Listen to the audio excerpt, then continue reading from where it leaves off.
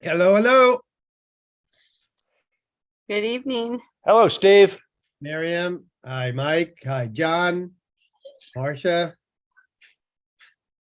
John Hello. Hello, John. Holtzman's going to come on at 6. Okay. So we are now live streaming.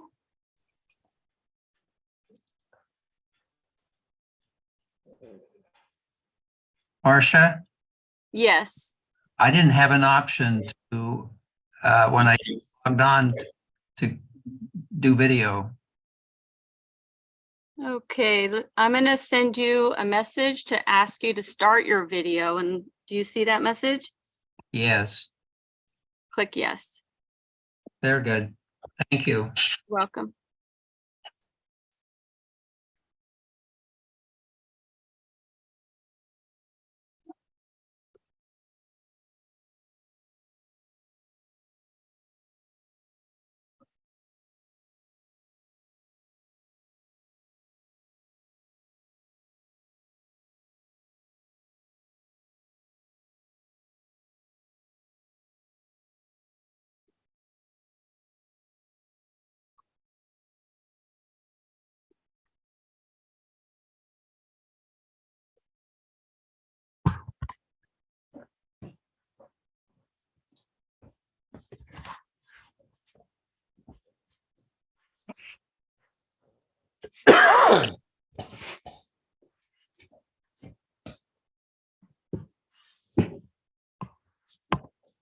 Good evening, Judge.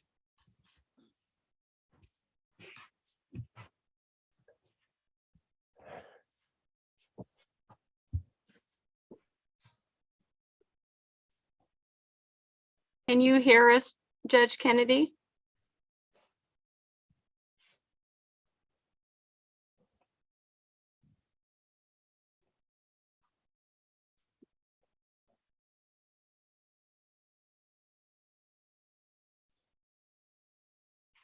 Welcome, Greg. Thanks, John. Hello, Greg. Hey, Mike. Hey, everybody. Hey, Judge Kennedy, welcome. No, I'm going to reach out to Judge Kennedy and check his audio with him. okay.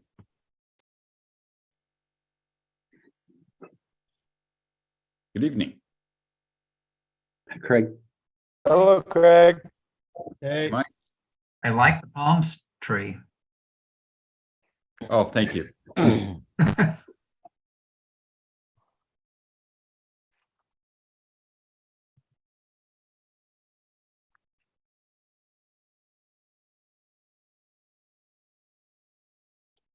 Craig, Marcia's checking audio for the Judge Kennedy. Okay.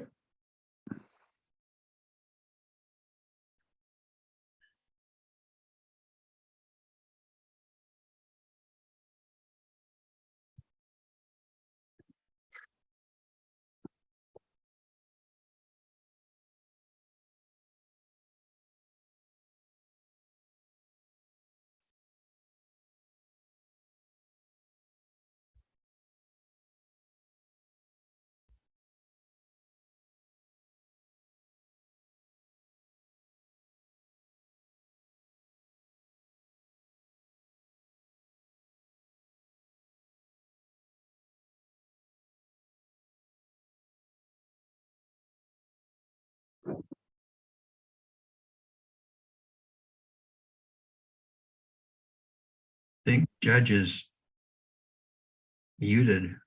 It's muted. Okay, thank you. Bye-bye. Fine. There it goes. Check. I have audio now. Sorry. Welcome, Judge Kennedy. Welcome. How's everybody? Good. Good. Good. Good to have you with us. My pleasure.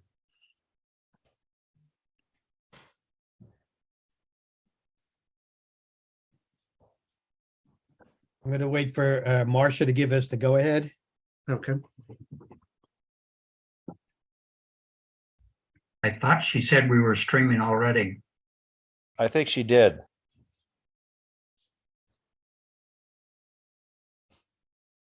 It is now 5:30. Okay, we'll give it like one more minute.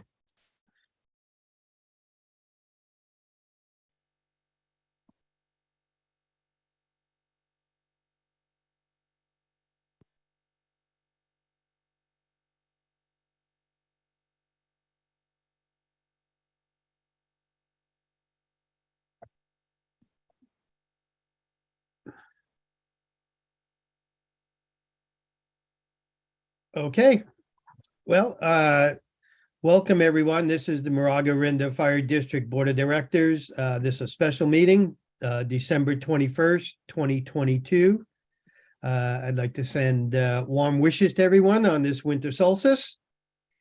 This meeting will be conducted by webinar and teleconference only in accordance with AB 361.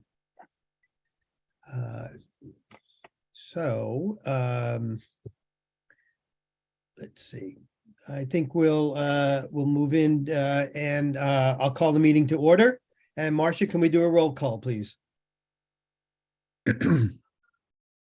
Director Hassler, Here. Director Jacks, Here. Director Jorgens, Here. Director Romer, Here. Vice President Danziger. Here.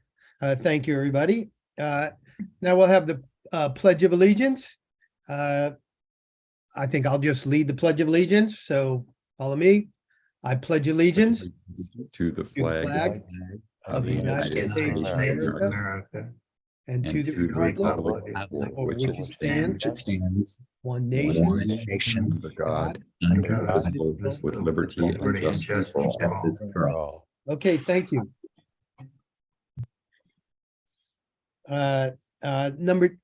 Number two on the special agenda is item 2.1. It's a swearing in ceremony for newly elected directors Hassler, Romer, and for myself, incumbent Danziger. So, Judge Kennedy, I'll leave it to you. Thank you. If it's okay with all three of you gentlemen, we'll just do the oath once with everybody simultaneously. Okay. Yes. Seeing everybody nod. Mr. Hassler, Mr. Romer, and Mr. Danziger, if you would please raise your right hands. And please repeat after me.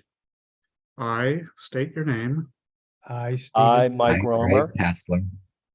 Do solemnly swear do solemnly swear Swear that I will support and defend that I will that I will support and support and defend defend the Constitution of the United States the the Constitution of the Constitution United of the States United States and the state of California and the state of and the state California of California against all enemies, foreign and domestic, against all against enemies, all enemies, foreign and domestic, and domestic, that I will bear true faith and allegiance that I will that I bear will true bear faith true and faith allegiance and allegiance to the Constitution of the United States to the to the Constitution of the Constitution United of the States United States and the Constitution of the state of California, and the and Constitution the of the Constitution state of of the state California, of California, that I take this oath, that I take this obligation freely that I take this that I take this obligation obligation freely freely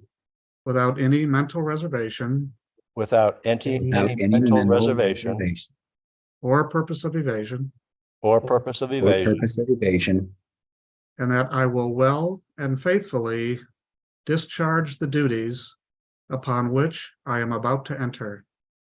and that I will and well that I will and well and faithfully faithfully discharge discharge the duties the upon duties which I am on to which I enter. am about to enter. That's it. Congratulations, gentlemen. Thank you. Congratulations. Thank you. Thank you. My pleasure. That's exciting. Yeah. Okay. Thank you. And thank you. And welcome to the new directors as well. At this time, I would like to give the newly elected directors an opportunity if they would like to make a statement at all. Anybody? Or any other director? Greg, I don't know that I have a statement, but thank you. all I would like to say is that I am deeply grateful to the people of Orinda that voted for me, as well as all of the residents and citizens of Moraga and Orinda. And I take my oath seriously, and I'm deeply honored by the privilege to serve the people. And I thank you all for doing so. Thank you. Okay, thank you. I'll make a statement also. I'd like to just say I'm grateful and humbled for the confidence that the voters have shown by re-electing me for a second term. I want to thank my friends, neighbors, and endorsers and my family for their support and encouragement during the campaign. I particularly want to say thank you to my wife, Lisa, for bearing with me and being with me every step of the way. And I want to thank everyone in the district for putting up with all our campaign signs. It sure seemed to be a little out of control this year. I'm extremely proud and honored to be part of the fire service family. My heartfelt gratitude goes out to all those that choose to serve in a public safety position. I want to wish all the men and women of MOFD, including our fantastic admin staff, a happy holidays and to stay safe. I will continue to advocate for policies that are in the best interest of the community to try to make us as safe as possible while protecting the safety of those that serve. And finally, I'd like to say thank you to former directors Greg Bates and Michael Donner for your service to the community. Okay. And now we'll open this for a public comment. Anyone from the public would like to speak on item 2.1. The various ways you can speak are up on the screen. Marcia, any comments? We do not have any comments. Okay. So will- I actually would like to just welcome everybody. Oh, I'm sorry. Go ahead. Slightly out of order, but I certainly want to welcome all the new directors and look forward to serving with all of you. And I'm sure we'll all have lots of good, productive things to deal with in the next few years, and look forward to serving with all of you. Thank you, Thank Director. you, Greg. Okay. I'm sorry. Any other directors want to say anything before I close it? Okay. I'm going to close the public comment. And I'm going to move on to number 3, item number 3, which is the consent calendar. 3.1 is to adopt resolution 22-31 ratifying findings and determining a need to continue holding remote meetings by teleconference. Any discussion? Okay, hearing none, we'll open it for any public comment. Any public comment? Anyone? We do not have any hands raised or received written public comment. Okay, I will close the public comment then, and I'll ask for a motion. I move that we approve the consent agenda item 3.1. Okay, Director Jorgens, can I get a second? I second. Okay, Director Jex, we got a second. I think we can do this by unanimous consent. All those in favor say aye. Aye. Aye. All those Aye. opposed? I think Okay, hearing none, the motion carries. So, I think- so for remote meetings, we we do have to do it by need roll call. take a verbal, I have vote. to, okay, let's go. Sorry. Director Hassler, Yes. Director Jex, Yes. Director Jorgens, yes. Director Romer, Yes. Vice President Danziger. Yes, okay, motion carries. All right, so now we'll open item number 4, which is any public comment regarding any items not on this special agenda. We do not have any hands raised or received written public comment. Okay, thank you. We'll close the public comment. And now we are going to adjourn to have a closed session meeting, and we'll be back with the regular scheduled meeting at 7 o'clock. Thank you, everybody.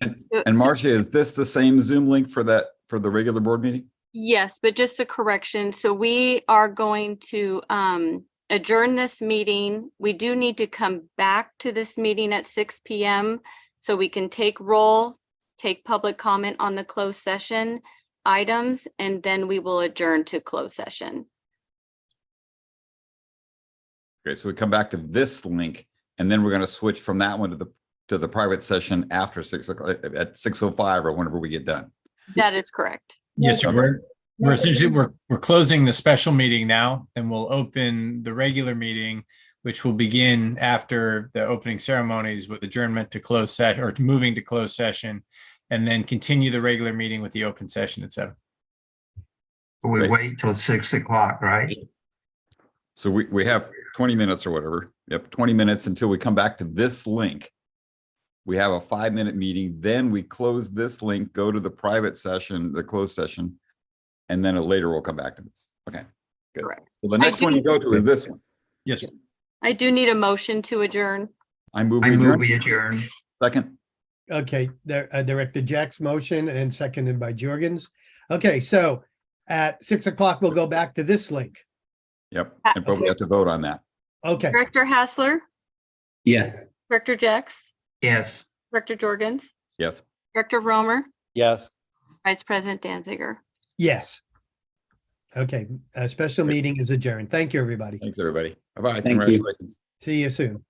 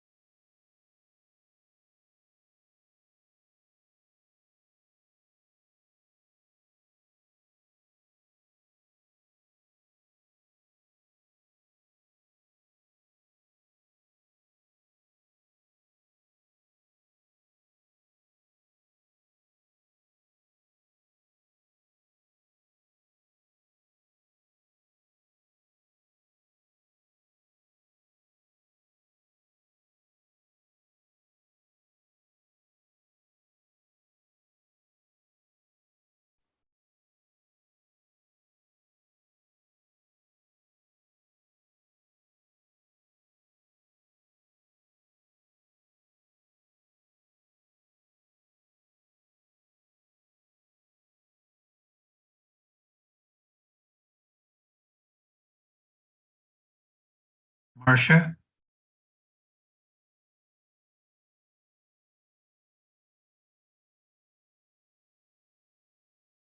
Marcia? Yes. Other, I didn't have the choice again. So, here, I'll send you a message to start your video. Thanks. You're welcome. Why it doesn't come up?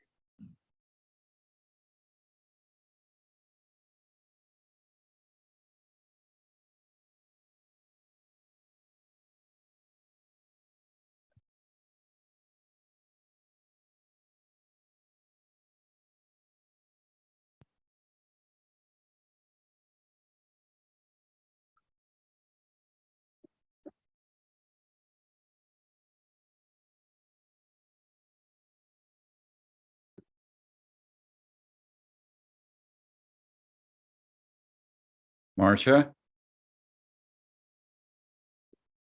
Marcia, can you hear me? Yes, I can hear you. So it says my video can't start because because the host has stopped it. I The just sent host you. has asked you to start your video. Okay, start my video. Great, thank you. Mhm.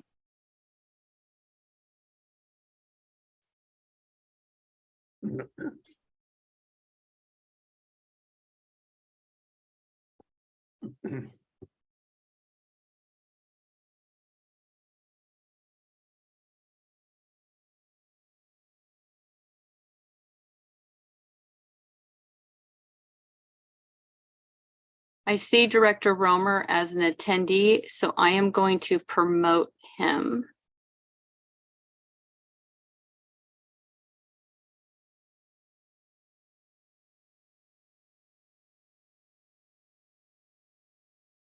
Marcia, it's doing the same thing with me, but I'm able to start video. Okay. Work.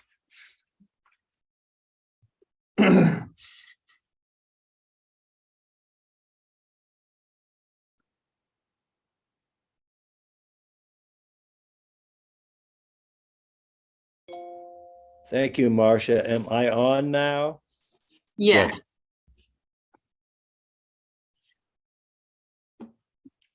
It is now 6 o'clock. Okay, thank you, Marcia. Okay, welcome back, everybody. We're back from the special meeting, and this is the regular meeting before we go into closed session. And so I'll call the meeting to order and we'll do a roll call. Director Hassler, Here. Director Jex, John? John? Director Jex. John? I saw him blink. Yeah, he's on. John, you have to, or somehow it's not coming through.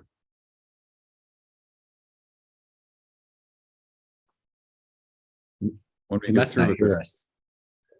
Yeah, Director Jex,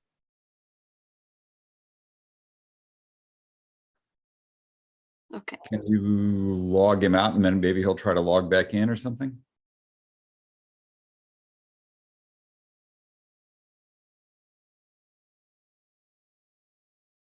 Can somebody hold up a sign? I don't have any paper that says we can't hear you. Let me try to reach him.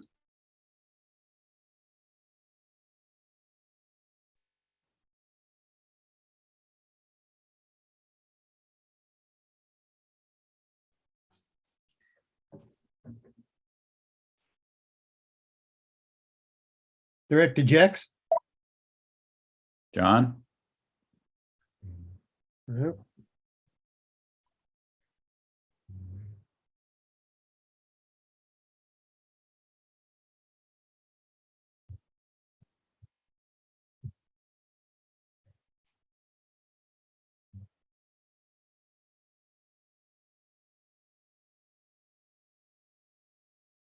John, can you hear them talking? No. oh, we can hear you now, John. We can hear you. On. We can hear you. You must have kicked it. Just a second, I think we can fix it. Okay, should be on now. You, We can hear you. We okay, can hear you. Thanks for the tech support. We got you. here you all. So we are taking roll call, and can you just respond that you're here? John? Here. Director Jorgens, Here. Director Romer, Here. Vice President Danziger. Here, thank you. Do we have to do the Pledge of Allegiance again? Okay. Let's see, how about new Director Hassler? You want to lead us? Sure. Okay. I pledge allegiance to the flag of the United States of America And and to the republic for which it stands, one nation, under God, indivisible, with liberty and justice for all. Thank you. Okay, item number 2 is public comment. This is the opportunity for the public to comment on any closed session item that will be heard. And your comments can be limited to no more than 3 minutes pursuant to board policy. We have one hand raised, Mark Evans. Okay, Mr. Evans, go ahead. Thank you. The last board meeting was very interesting. I want to state that the meeting notes provided were an excellent representation of the discussions regarding increased staffing. I was disappointed to see the previous board wanted to proceed with this recommendation without fully understanding the need. Okay, excuse me, Mr. Evans, this is public comment on any closed session item that will be heard tonight in closed session. Are you not talking about staffing today, Vice President Danziger? In closed session? Yes, that's what we're talking about. Well,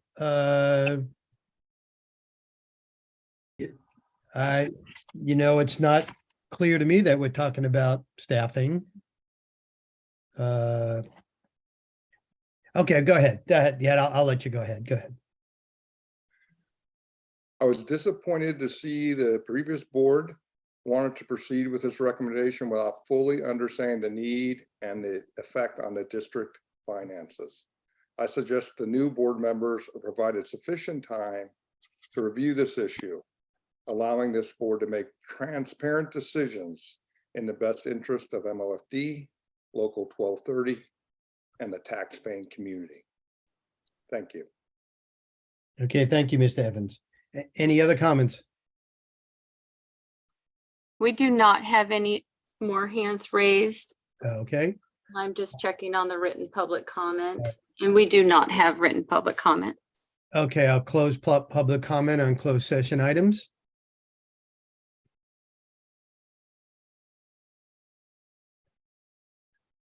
Okay, and so do I need a motion to adjourn? No. Okay, we will adjourn this closed session and we'll be back for the regular meeting at 7 p.m. Thank you. Does everyone know how to get back on the closed session? Yes. Okay, I hope Yeah. I do. okay. Okay, are we going into closed session right now? Oh, yeah, I think we are. Yes. Okay, so I We'll log think off here, and we'll get back on the link that says closed session. okay, it may take me a couple of minutes to find that email, but Marcia has already helped me a little bit. I may need a little bit more help, but I'll give it my best. Thanks. All right, we'll see you then.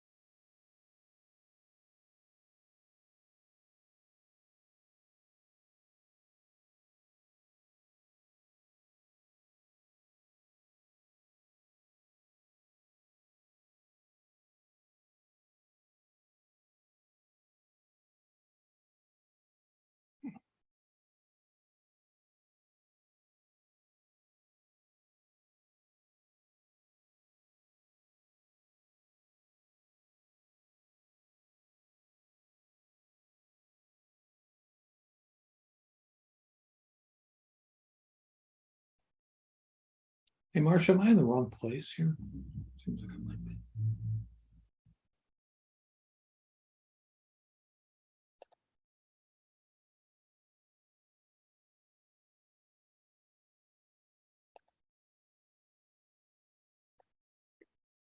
Mr. Holtzman, I will forward you the closed session link for you to join closed session. Thank you. I thought I had it, but it's not clicking. No problem.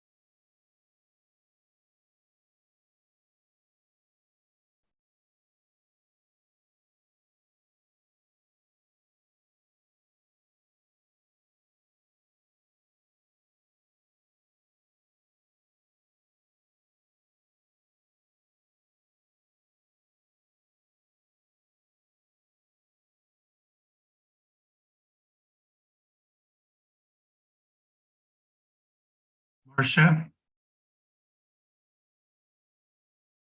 Yes, Oh, you can hear me. yes, I can hear you. Okay, thank you. Welcome.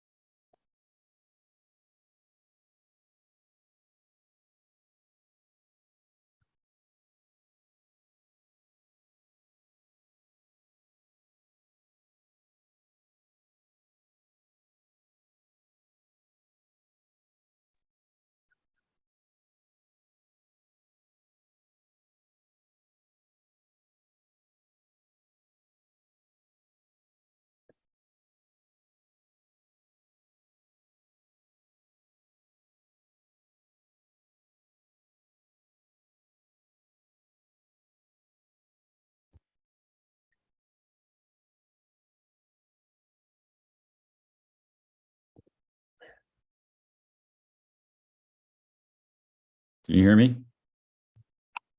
Yes. Oh, good. Yeah. Thank you. Luckily, we have Wi-Fi here. Other than it's dark, that's actually where I am, by the way, or roughly where I am. The picture.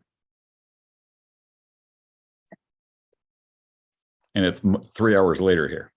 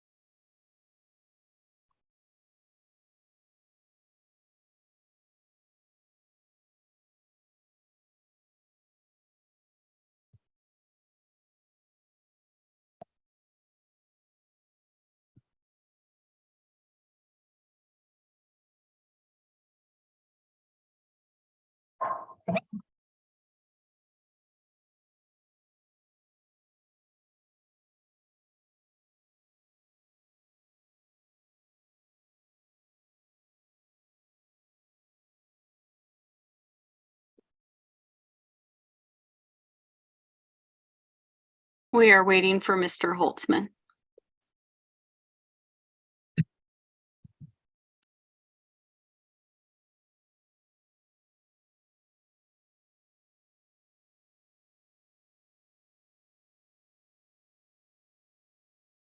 Just as a thought, Marcia, if he had trouble getting in last time, maybe we ought to send him that same link again. Will do.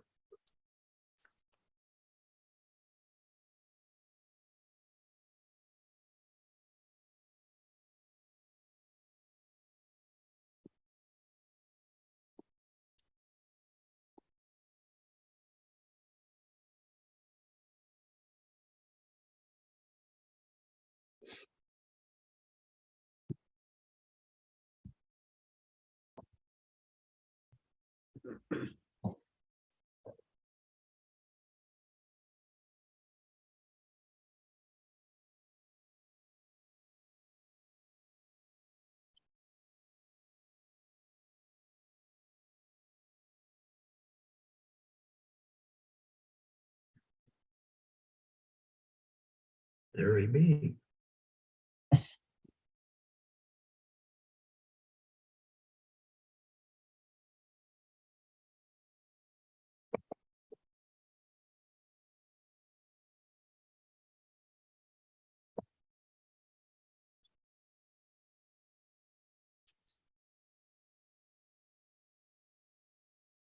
It is 7:02 and we've all arrived.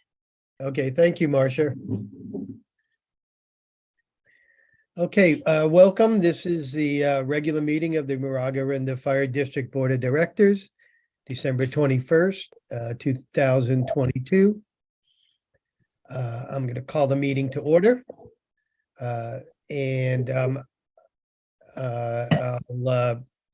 Marcia, can we do a roll call? Director Hasler, Here. Director Jex, Here. Director Jorgens, Here. Director Romer, Here. Vice President Danziger. Here. I just want to, for anyone participating in the meeting right now, just let you know, I'm Vice President Stephen Danziger. I'm the presiding officer for now. I'll be conducting the meeting at least till item 9.1. And at the time that we elect a new president, that person will take over the meeting. We'll move on. We'll move on to item number 5 is a report of the closed session action. And we have nothing to report at this time. Item number 6 is next, and that's public comment for any item not on the agenda. On the screen right now is various ways that you can participate. And if there's anybody who would like to speak on anything not on today's agenda, this is your opportunity. We have one hand raised, Jonathan Goodwin. Okay, Mr. Goodwin, welcome. Well, thank you, Mr. Vice President Danziger. And I want to welcome this new iteration of the board. You know, every time there's personnel changes, things just kind of wiggle and shift, and here we are. And particularly the two new directors who it just happens to be coming on during the longest period of darkness of the year. And just want you to know that I personally will not read too much into that. And I also want to note that, you know, it's kind of odd that it's de rigueur. I mean, it's every time this happens, but still, something odd about coming into an organization at the very top of the food chain without having experienced how all the other elements of the organization work. It'd be like, you know, you're just landing on top of the tree without understanding the root system and the trunk and how the fruit is born and all that. And I just want to encourage you to take seriously the benefits of familiarizing yourself personally with with all the different levels of the organization. And I mean, I say this because sometimes directors feel a little, you know, they don't want to push themselves on people, but I really, in my opinion, it's very important that you, you know, find out what's going on in the organization, how it's put together, because, you know, obviously everybody's depending on you to represent their best interest as best you can. Another thing I want to say is that, you know, there's the complications of the budget, which will, you know, take a little while to catch up on. And in fact, all of the financial comings and goings and all that's kind of, and there's also, you know, the purchasing and blah, blah, blah, blah, blah. One thing that's not obvious is there's a lot of philosophy goes along with what you're getting into now. And one of the biggest philosophical discussions is that one side saying the district is a business, the other side saying, no, it's actually a public safety agency. And I call this philosophy because there's truth on both sides. There's not one right answer. But there's also been no real discussion about what this entails. And for example, so much, you know, there's some amount of the district's finances are now down 20% in value because they've been invested in the stock market, which would not have happened several years ago, because the ethos was that a public agency shouldn't gamble public money in the stock market, as compared to we should try to get the best return and, over the long run and so on. In my view, this stuff really should not just sneak by, but or slip by. It should be discussed. There should be an open forum. And that concludes our 3 minutes. Go ahead, Jonathan, finish up. Yeah, there's just two quick things, and I'll say this quickly. One is, the other main thing is how to have an understanding with the public safety employees. This has been, in my opinion, my observation for 20 years, just dreadful for the whole time.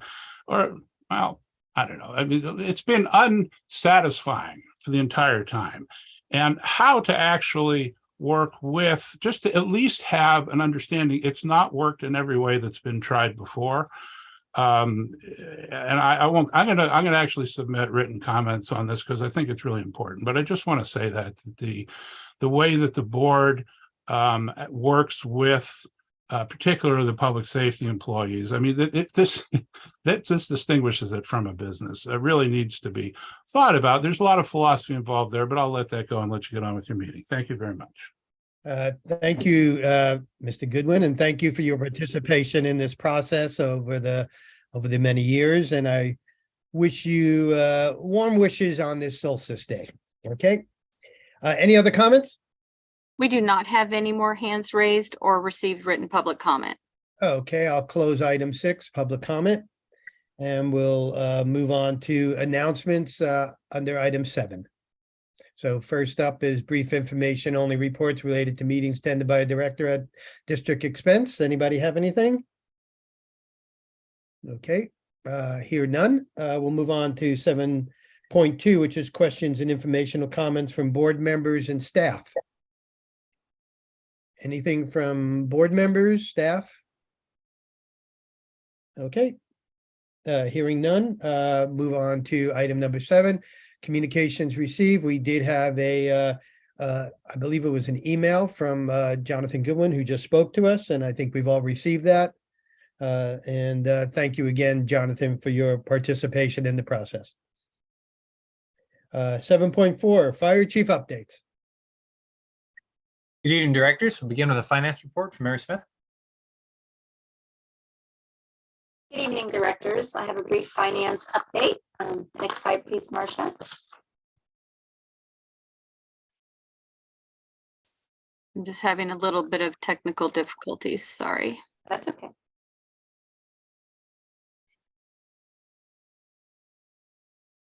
All right, so the first thing up is a strike team reimbursement update.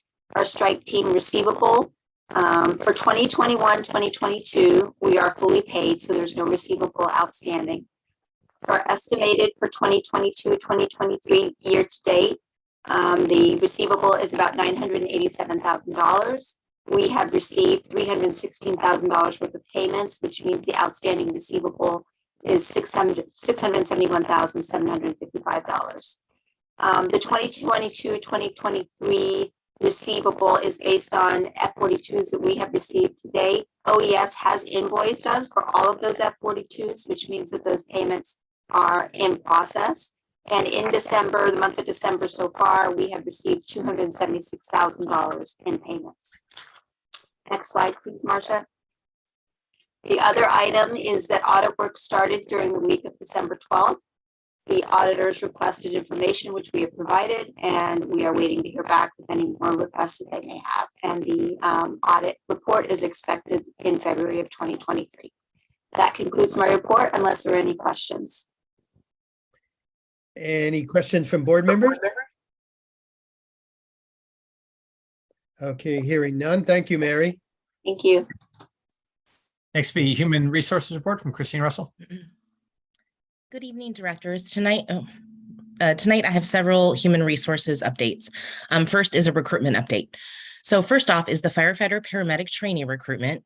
We have 2 candidates that have cleared background, and the next step in the hiring process is an EMS orientation, which we will be hosting next Thursday on December 29th. And following the orientation, the candidates will begin their 5-call process. In regards to the fuels mitigation specialist recruitment, we hosted an oral board on Tuesday, November 29th. We had 3 candidates that we interviewed, and 2 passed the oral board interviews. So those 2 candidates are currently going through background. And then finally, the internal battalion chief recruitment examination process was held on December 8th. We had 2 candidates applied and 2 candidates tested. 2 candidates tested, and both candidates passed the examination, and an eligibility list was established and will be active for 2 years.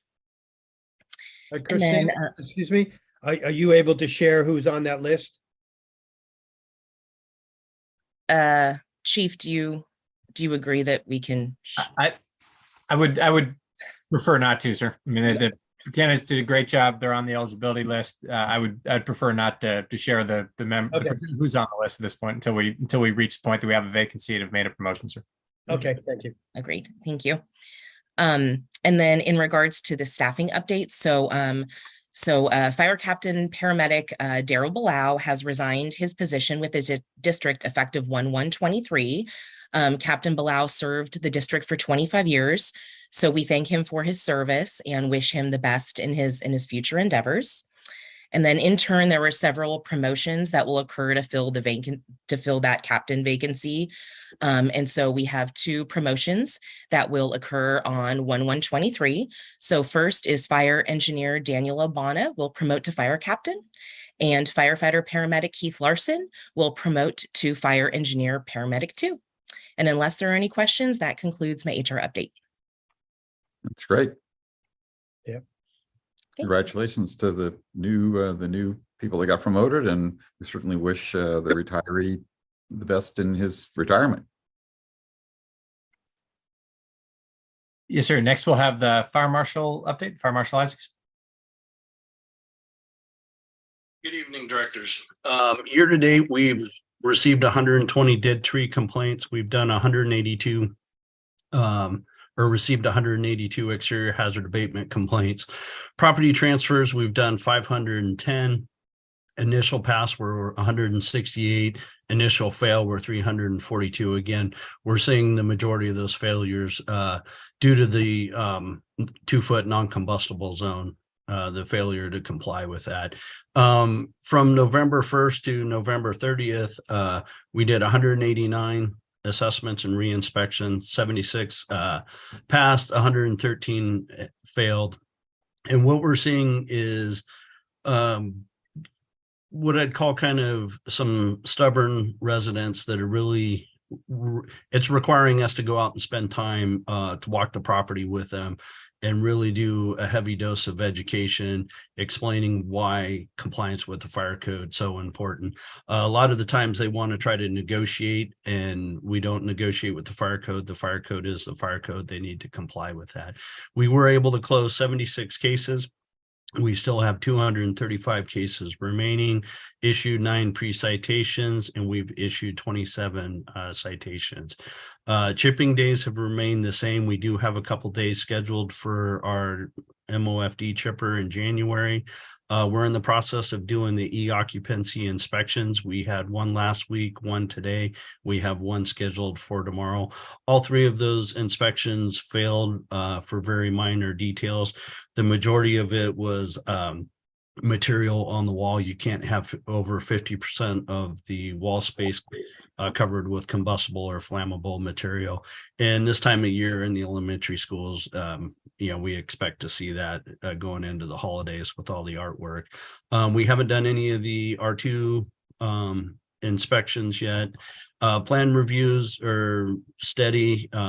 Current projects, still the re-inspections. The fuels mitigation staff has been participating with the prescribed fire projects and doing the property transfer inspections. Still working on monthly fire marshal messages. current projects, and as we look forward into the winter, those winter fuel reduction projects, exterior hazard abatement ordinance. I'm working with district council to finalize that. The county fire code work group, we're still talking and communicating with each other as each agency pushes through their fire code. Had a meeting with the Zone Zero work group. Next meeting is going to get pushed out to early spring. The state has to work through some items on their end. Next slide, please, Marcia. And then again, you can see where our violations are. Again, the clearance complete abatement of parcels under an acre still remains to be our top violation, followed by the 2-foot non-combustible zone. That concludes my report. Happy to answer any questions that the directors may have. Directors, any questions for the fire marshal? Okay, hearing none. Before we move on, if it's okay, I just wanted to ask a question of Christine, who I still see on there. I'm sorry. I just wanted to find out, what was the status? Maybe I'm missing this. What was the status of the new position we created for the plans examiner inspector? Yes, sir. If I may, that will be reposted shortly. Okay. We've been going through the hiring process, and we will be reposting it again. Okay, got it. Thank you. Okay, we can move on to item D. Yes, sir. The Tunnel East Bay Hills Fuel Break Project, no substantive items to report. We concluded a number of maintenance items around it on associated projects that will lend itself to thickening of the line, if you will. We continue to work with CAL FIRE to understand both the environmental requirements and the reporting requirements. Due to the size of this project, there are some differences from what we've seen before, and we're moving in a very deliberate manner to ensure any funds that we expend are in accordance with CAL FIRE's requirements, and as a result, be reimbursable. We continue to work through the environmental review process. We remain on plan and anticipate being able to staff up with regard to the project coordinator and increasing the number of boots on the ground conducting fuel break related work as we move into the spring and the favorable weather we anticipate at that time.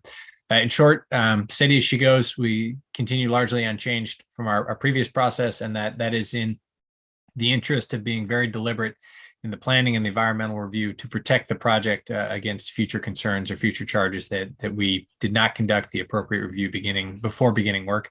Obviously, it'd be very challenging to stop work once it's underway and have to go back to the planning phase. Next, we have an emergency preparedness update from Dennis Rain. Thank you, Chief. Good evening, directors. The chief asked me to give you a quick update on our recently installed EBAM, which is a portable beta attenuation mass monitor, and a very complicated name for a pretty, well, complicated but simple concept. This is really a high-end air quality monitor. And I'm pretty proud to say that it was assembled and got working and running by members of our communications support group. So pictured in the picture here are Gil Lopez, Al Archangel, Perrin Klott, and Ray Breslaw. And also we had some other folks that helped out. Newly elected Director Romer stopped by a couple times, and then an impending member of our communications support group, Tom Eberhardt, also helped with the project. You can go to the next slide, Marcia. So really what this is it's an air pump.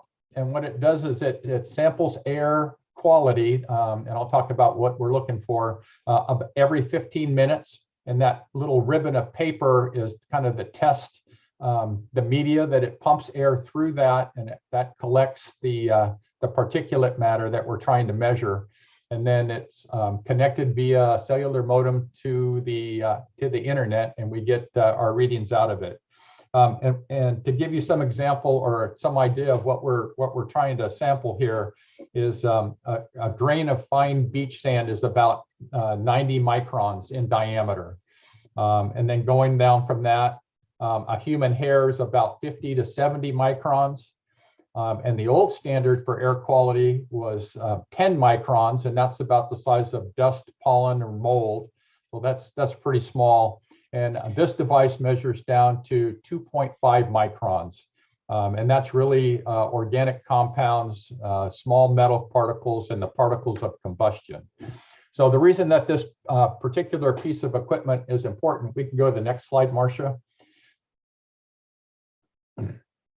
is it not only samples that the PM, the particulate matter, down to 2.5 microns, but it also samples a number of other weather factors. So it's a great complement to our existing remote automated weather station, which is located probably about a half a mile from this up by El Toyanal. Next slide, Marcia. So these are the things that it samples. The concentration, the PM 2.5 is the top graph. It samples temperature, relative humidity, barometric pressure, wind speed, and wind direction. Next slide, Marcia. And as I said, it does it every 15 minutes. So when we couple this with our RAWS station, where we can look at a number of weather factors in addition to what I just mentioned, as we go through, this graph of particulate matter becomes important when we try and talk to residents and the Air Quality Management District and other agencies about the impacts of our prescribed fire program. So this graph shows that at 12 o'clock on this last Monday, the 19th, which was just about the time that the Air Quality Management District posted their Spare the Air Day, that the PM 2.5 was raising. Next slide, Marcia. This is some prescribed burning that we did, and I'm sure Lucas will get into more of this in his operations report. But I think the directors are all aware of the fact that East Bay Mud has a huge issue with dying Monterey pine trees on the backside of San Pablo Reservoir and elsewhere on their watershed. So the chief worked with East Bay Mud, and we came up with a pilot project that we ran by the Air Quality Management District. We said that we proposed burning 10 of these log decks and monitoring them and seeing what the impact was on particularly good air quality days to see if there was any impact. So we took our TerraTorch on the back of the Kubota UTV out and lit 2 log decks on fire, and they took quite a while to burn down, actually about 24 hours. We monitored them. East Bay Mud this first night, the picture to your right shows the log deck burning under the full moon with 2 East Bay Mud Rangers monitoring it all night. We also monitored it. The black and white picture at the bottom of the screen shows the view of those same 2 log decks burning at about the same time from the Alert California camera at the top of Wolmer Peak in Tilden Park. So we're trying to collect the data to see what the impacts are. Next slide, Marcia. And what we saw was that the particulate matter from burning at least 2 log decks wasn't particularly bad until about 1600, and it was pretty much recovered by about 1645 hours. And that's just about the time that, well, the time this picture was taken, but just about the time the sun goes down over the ridge and the air starts to cool and it settles in. So the photograph of the smoke that you see there corresponds to the blip on the particulate matter raising on there. So what we're hoping to do is go back to the Air Quality Management District and propose that we work with East Bay Mud to burn more of the log decks, which would be very labor intensive on a fall high wind day, very problematic for fire suppression, and do that fuel abatement on days and times when we won't impact the air basin and we can get rid of that fuel straight away. So the piece of equipment was fairly expensive. It was like $24,000 in change that was paid for by a very well-written grant by Battalion Chief Jerry Lee. And we look forward to using the equipment and having the volunteer communication support folks continue to operate it and maintain it and provide information to not only our district, but to the Air Quality Management District and also to residents. There is a link to our EBAM on our website now on the front page. And I believe that's the last slide, Marcia. So if there are any questions, I'd be happy to answer them. If not, that concludes my report. Hey, Chief Rain, I just have a question. So I imagine to stack those logs like that, you have to bring in heavy equipment. Yeah, so it really is a East Bay Muds project. They have contracted with a commercial logging company. They've done quite a bit of work to try and find other uses for that material. And with the current economic situation, there is no financially viable way to dispose of any of that material. So why not? I'm just curious. Why not just chip it? If you can get equipment in there, why not just chip it? And why do the fire at all? If I may, Dennis. So the logs have largely, as the die-off has continued, they've accumulated log decks, some of which have sat there for several years. There's over 1,000 decked logs in that area. Because of the large diameter of the logs, chipping requires specialized equipment. They're called a whole tree chipper or a drum chipper, tub chipper, sorry. So it involves a backhoe or similar equipment to load it, and then it involves specialized, very large, very expensive chipper to run it. There's really three things that come together there.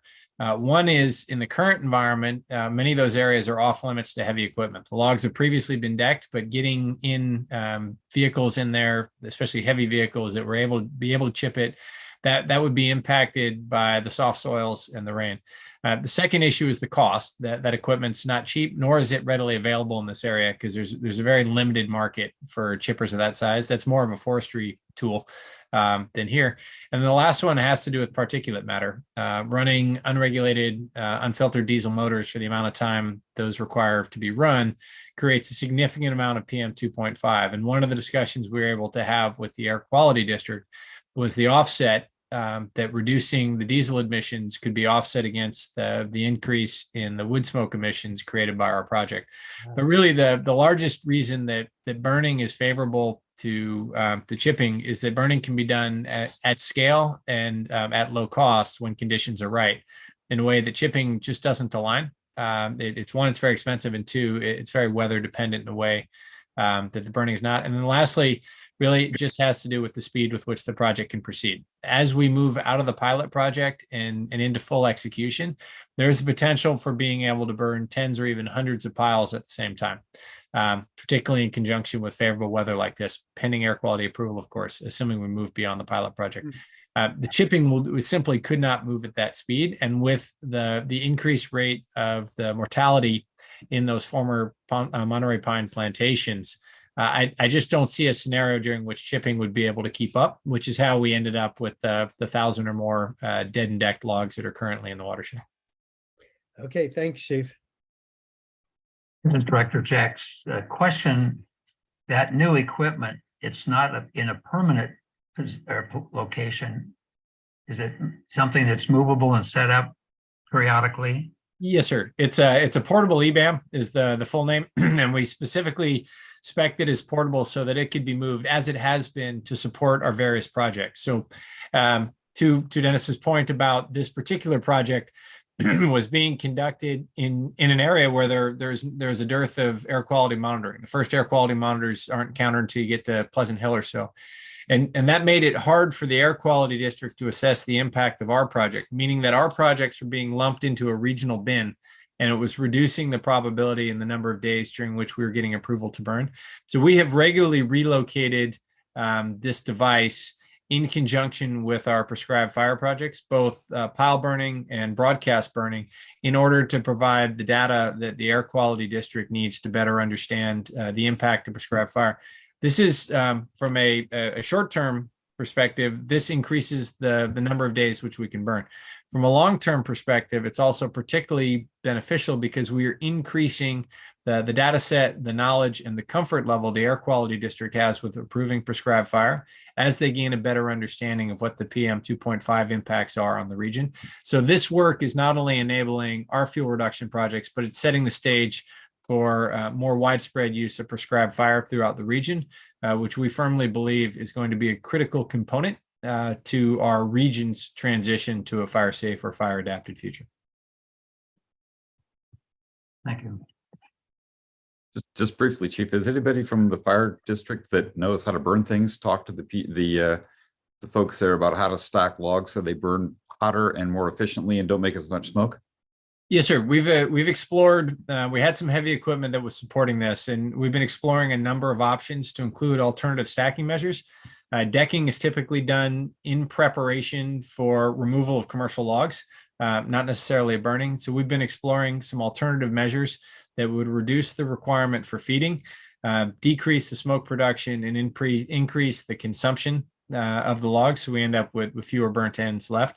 We've been iterating on that, and with every pile we learn a little bit more. And in the not too terribly distant future, I'm confident we'll arrive at the optimal configuration of those logs and be able to then drive the future construction of log decks as additional logs are brought down. It is worthy of note that these decks, when they were originally built, were not built for burning. They were built for transport, which obviously never occurred. Because the lack of oxygen that structure provides is clearly suboptimal. Yes, sir.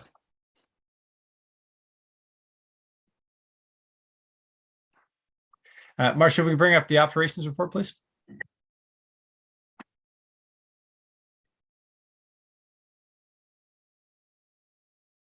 And next slide, please. So on November 22nd, crews from MOFD and Confire Crew 12 conducted prescribed fire in and around the area off Bear Ridge Road and Bear Creek Road. This was the third entry into that particular area. First entry was mechanical mastication in 2019 as part of the North Orinda Shaded Fuel Break. At that time, the area was dominated by decadent up to 15-foot tall coyote brush. We then seeded the area with a native grass erosion control mix with a slight sprinkle of wildflowers. We made an entry in 2020 to put fire on the ground that removed many of the large pieces of coyote brush that remained and put a scorch on some of the coyote brush that had begun to resprout.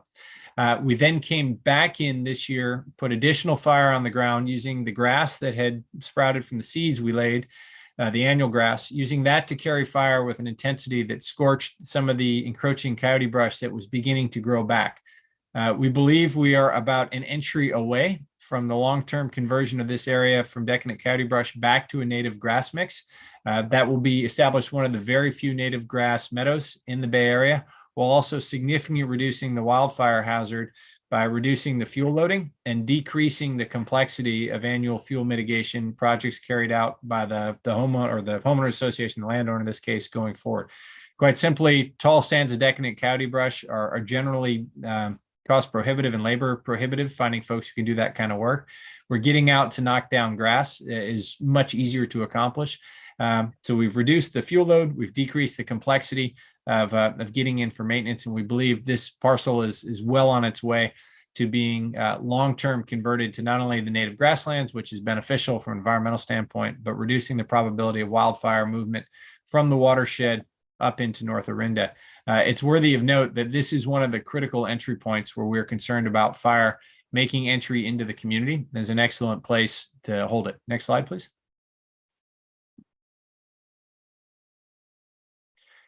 Meanwhile, several weeks later, in the Sleepy Hollow Dalewood area, we conducted a 6.5 acre prescribed burn. It focused on grassland restoration, very similar to the Bear Ridge project. This project had previously, this work area that had previously been dominated by decadent coyote brush that was masticated. We put fire on the ground with support from MOFD crews and Confire Crew 12 or Crew 11 again. And we took specific note of putting in rings around the mature heritage oaks that dominated the area. You can see them indicated as no scorch. Taking advantage of the weather and the inbound rain, we were able to get fire on the ground. It was a good broadcast burn project, excellent opportunity for refining fire control and fire containment tactics while converting some of the encroaching brush, getting some fire back on that to give those native grasses an opportunity to dominate the landscape. Next slide, please. We've carried out from the 22nd up through December 8th. We've carried out a number of projects, specifically completing prescribed pile burning in the Estates Drive area where contractors had built piles and parcels that were particularly difficult to extricate the equipment from.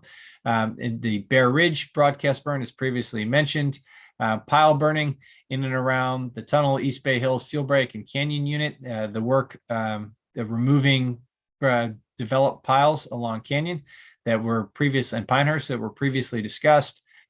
Getting those 2 large broadcast burns completed, the San Pablo log decks that Dennis mentioned before, and setting the stage for additional project work that will move into and around the tunnel East Bay Hills Canyon unit by tying in the Pinehurst fuel break. Next slide, please. These projects were facilitated by use of the TerraTorch, which we thank Rescue One for their purchase of. Here's the TerraTorch being utilized by MOFD Captain Michael Marcourt to ignite the log nets. Marcia, are you able to play the video?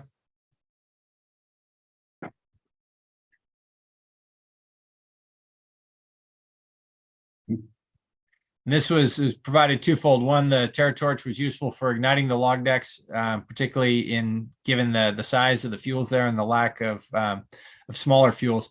It also was a good opportunity for the crew to get additional touches. The TerraTorch continues to be a tool that expands our burning window by giving us the ability to ignite larger fuels or fuels that have higher dead fuel moisture than we would typically be able to complete using either drip torches or other ignition methods. As mentioned before, we have approximately 250 to 300 Monterey pines have been cut per year. However, those have been accumulating, and there are over 1,000 dead and down pines in the watershed. And we look forward to continue to working with our partners at East Bay Mud to increase the removal rate so this fuel is removed from the landscape. Next slide, please. Here we see reduction of piles along the roadside on Canyon Road. And once again, we thank you Rescue One Foundation for their support that purchased the UTV you see pictured there with the slip-on pump that the crews were using to prevent any creep. Due to the wet conditions, we saw minimal creep, and we're grateful for the opportunity to put this equipment to work using these favorable conditions. Of note, CAL FIRE and CON FIRE have both been very generous with their provision of hand crews that we were able to augment MOFD crews with those hand crews in order to increase the speed and the scope of the work we were getting done. And in this particular project, we're grateful to the partnership from Moraga PD, who were very helpful with road closures. Next slide, please. Shifting gears, we just completed our November fundraiser where MOFD firefighters grow mustaches in effort to raise awareness and funds for a family or cause. This year's Movember campaign supported a very special 4-year-old named Owen from Moraga, who's battling a rare form of brain cancer. In addition to giving the campaign a face and a purpose, we were honored with a visit to our fire station by Owen and his family, where he had an opportunity to meet the firefighters. And as you can see there in that bottom left picture, get a ride on a fire engine, which is enough to make just about anybody's day. Next slide, please. Great. And then lastly, on December 12th at approximately 23:30, crews responded to a structure fire in the Hillcrest area in Orinda. Upon arrival, crews encountered a fully involved garage fire that had communicated from on the right side of the picture, there is a standalone separate garage that was connected by a breezeway to the primary house. The fire transitioned from the garage into the attic space of the house.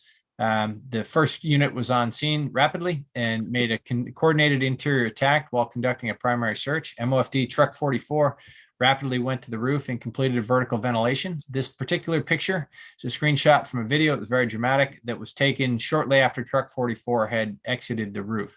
It's worthy of note that all of the heat and flames that you see venting up out of the hole there, all of those heat and flames would have been moving to the left of the uninvolved portion of the structure had they not been given a place to vent to the atmosphere vertically.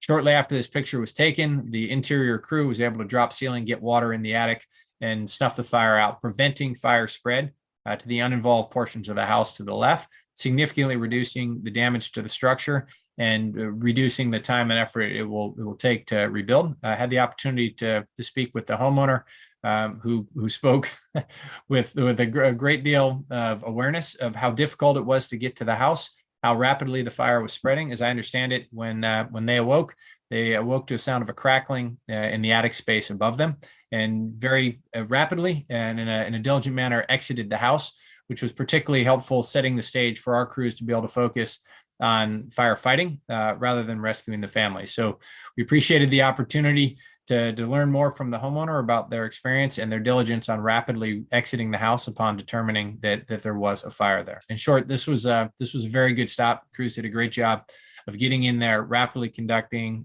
coordinated ventilation and interior attack while confirming that the structure was empty and preventing fire spread to the uninvolved portions of the structure. Now, this concludes this month's operational report. So Chief, given that, was there smoke in the house already when they left, or was it all up in the attic? I'm not sure how much smoke was in the structure itself, sir, but the vast majority of the smoke damage, by the time I got there, everyone was out, obviously, and the structure had been ventilated. But all the indications I saw showed small amount of smoke pushing from the attic, but the majority of the fire in the primary structure was contained to the attic. In the garage, obviously, there was quite a bit. It started in the garage space itself, but the majority of the fire that transitioned into the structure did so through the attic. So should people put smoke detectors in their attic? That's problematic. If anything, you would want a rate of rise detector in the attic, vice a smoke detector. Just smoke detectors don't do well in sort of dusty, unmaintained areas. And then heat detectors don't do well in attics because they can get so hot in our particular area.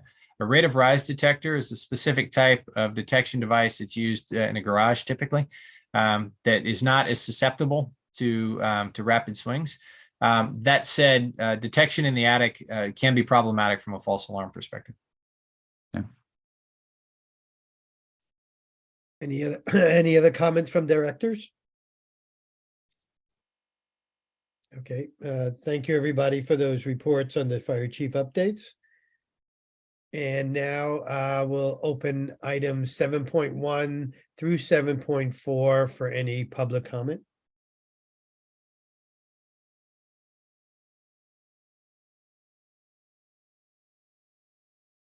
We have one hand raised, Jonathan Goodwin.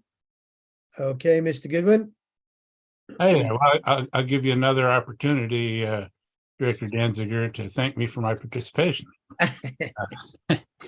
I just want to say that I remember when the grant went for that sniffer, that particulate sniffer, and how deeply involved the district was supposed to be with the SO because it was coming from a law enforcement source, the money was. And I hope the district has kind of gotten beyond that entanglement. So I wanted to ask the chief, where exactly is the district in terms of the timeline, if you will, for these two big grants? I mean, are we like 6 months till the end? Your best guess, but somewhere like 6 months or 6 years, some general sense of that. Also want to comment that I thought the use of the flamethrower for burning those big logs looked really appropriate. I think they would just laugh out loud at a drip torch. And I hope that video shows very clearly why something like that should not be used anywhere near a recreational area where people would be walking by or houses. And then about the fire marshal's report, I thought when I read that, it said that there were only 11 days of chipping. And I thought there were employees hired to do lots of chipping during non-inspection times. And I didn't understand that 11 days. I'm just looking for context there. And lastly, I want to say, I didn't expect my letter to show up in the board packet, my email, I should say, because in years prior, emails like that did not. And I just feel a little confused about that. And I wonder if the district really has a policy about when things get included or not. And I want to just lastly say that over the years, things like that have always been a little awkward, sort of depended on the disposition of the board and the chief, and it's just all, it's like what to include in these reports. That's always been negotiated between the chief and the board. But I would just like a little more clarity on that point. Thank you. So in the order they were received, I do have to ask clarification. You mentioned two big grants. East Bay Tunnel Hills fuel break is the obvious one. What is the second grant you were The asking? North Orinda fuel break. So the North Orinda shaded fuel break's been closed out for several years now, and there's no further funds remaining in that project. The East Bay Tunnel fuel break is, I would like to say spring. Spring is our best guess. However, on the environmental review, while we're making progress, there are some things remaining, largely having to do with the uncertainty and complexity around Cal VTP because it's new. And on the cultural review, there are simply no updates provided. When we have been approved to work based on a cultural review and resources, we get a thumbs up. Until that time, they don't share the process. So we anticipate being able to get this work underway in the spring, but that is dependent on factors outside of our control associated with the environmental review and the cultural review. For the flamethrower, I agree. Those logs would have cackled. Been very difficult to ignite them and very time consuming. And that's really where the flamethrower, the TerraTorch becomes useful, is that it speeds, it increases the speed with which we can move, so that when we get the favorable conditions that are very transitory in this environment, and we have the resources assembled that are required to carry out one of these fuel breaks, we can move much faster. You might have also noted in that picture that East Bay Mud cut a little ring around those, so that reduced the potential for creep, which reduced the requirement to monitor, which meant we could carry out more simultaneous pile burning to take advantage of the conditions. With regard to correspondence received, as a general statement, correspondence that is substantive in nature is included in the board packet. Correspondence that like a Christmas card or the other things we get this time of year is generally not included, but things that are substantive or pertain to policy are typically included. And I believe you had one other piece that you asked that I failed to answer. About the 11 days of chipping? Oh, yes, sir. Thank you for asking. So chipping, the fuels mitigation specialists are multifunction as the position was designed. And one of those function is chipping, which is why the district purchased a prime mover and a chipper. Chipping, however, is largely based on requests. And this time of year, we get very few requests for chipping. And so we've been utilizing them in lieu of chipping, for which we have not been receiving requests. We've been utilizing them to support the prescribed fire. So I thought it said year to date, 11 days. Maybe I read it wrong, but. I'll hand that one to Jeff for chipper utilization. I will go back and check that, Jonathan, but that is not correct, a year-to-date number, because we did a lot of chipping last year. Good. Maybe it was just an oversight. It's just what I read and it went into my head and just looked like something to ask about. All right. Thank you very much. I can work with that. Thank you. And just one last editorial piece is that around June 1st, when we reach the annual fuels mitigation deadline, our crews are pulled off of chipping and onto inspections. And so I just, as a PSA, I would remind folks that if they have material that they would like to have chipped, leaning into is an excellent idea. February, March, April are excellent times for chipping. Things that are chipped are not typically seasonal. And there's nothing about waiting until the late spring or early summer to do that work that's beneficial to the outcome. And we have the resources available in the winter that can do the chipping. And come June 1st, those folks will be out inspecting and not available for chipping. So we'd encourage folks who intend to utilize the chipper to lean into that and make those requests early in the year. Understood. Thank you. Okay, thank you, Mr. Goodwin. And I do see the chipping report. It does say total year to date, 11 days. So maybe it means season to date, but maybe you can look into that for next meeting, Fire Marshal. Anything else? Public comment? Yes, Mark Evans. All right, Mark Evans. Go ahead, Mr. Evans. Thank you. Chief, I was and Dennis, the prescribed burns are very impressive. You provide a lot of good information. I know that'll be in the notes, but I'm suggesting that maybe we put some sort of, I'm not sure the right word is publication. I know MOFD does some posts, but explaining the logic of why these burns are happening. I see notes in different comments about smoke and this and that. But I feel your logic is very good, and it would be helpful to get that information out to the public if if you think that would be appropriate. I do recognize you're still working with the Air Quality Board to make sure everything's right. So I appreciate the pilot program, but as you continue to do that and you're really removing a very significant risk, I would suggest that we you consider getting that out farther out to the public so people understand why you're doing that. Certainly. Thank you. Thank you, Mr. Evans. Okay. And that concludes our public comment. Okay, thank you. Can I get a motion to accept? I don't know if we need a motion. We don't need a motion, do we? No. Okay, let's move.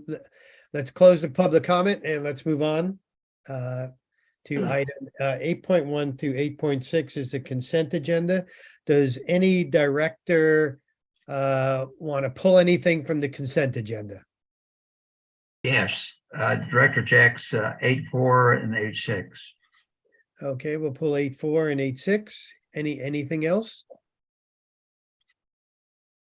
Okay, hearing none.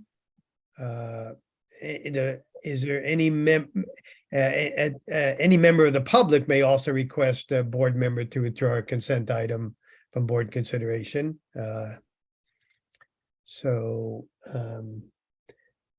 Does any member of the public have any comments on this? We do not have any hands raised. Okay.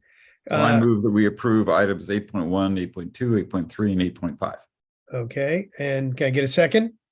I think John said second. Okay. John Jex. Okay, thank you. I didn't hear that. All right, thank you. We have a motion on the floor and we have a second. Can I get a, let's see, as far as the new procedure goes, do I have to open it up again for public comment, Marcia? I think for items that are routine in nature, We don't? yeah. Okay. Okay, can I get a vote? Director Hassler, Yes. Director Jex, Yes. Director Jorgens, Yes. Director Romer, Yes. Vice President Danziger. Yes, okay, we move those consent items. Now we'll go back to the two that Director Jex asked him to pull. One was 8.4. Yes, just a quick question on it. 8.4, it shows that from the incurred or received, and particularly in the revenue, mostly in the revenue issues, that there's substantial shortfall budget-wise shown all the way down the list. I don't believe that those are reflective of what eventually, I know Gloria Ann's not here, but I don't know, Mary, whether you could make a comment or not.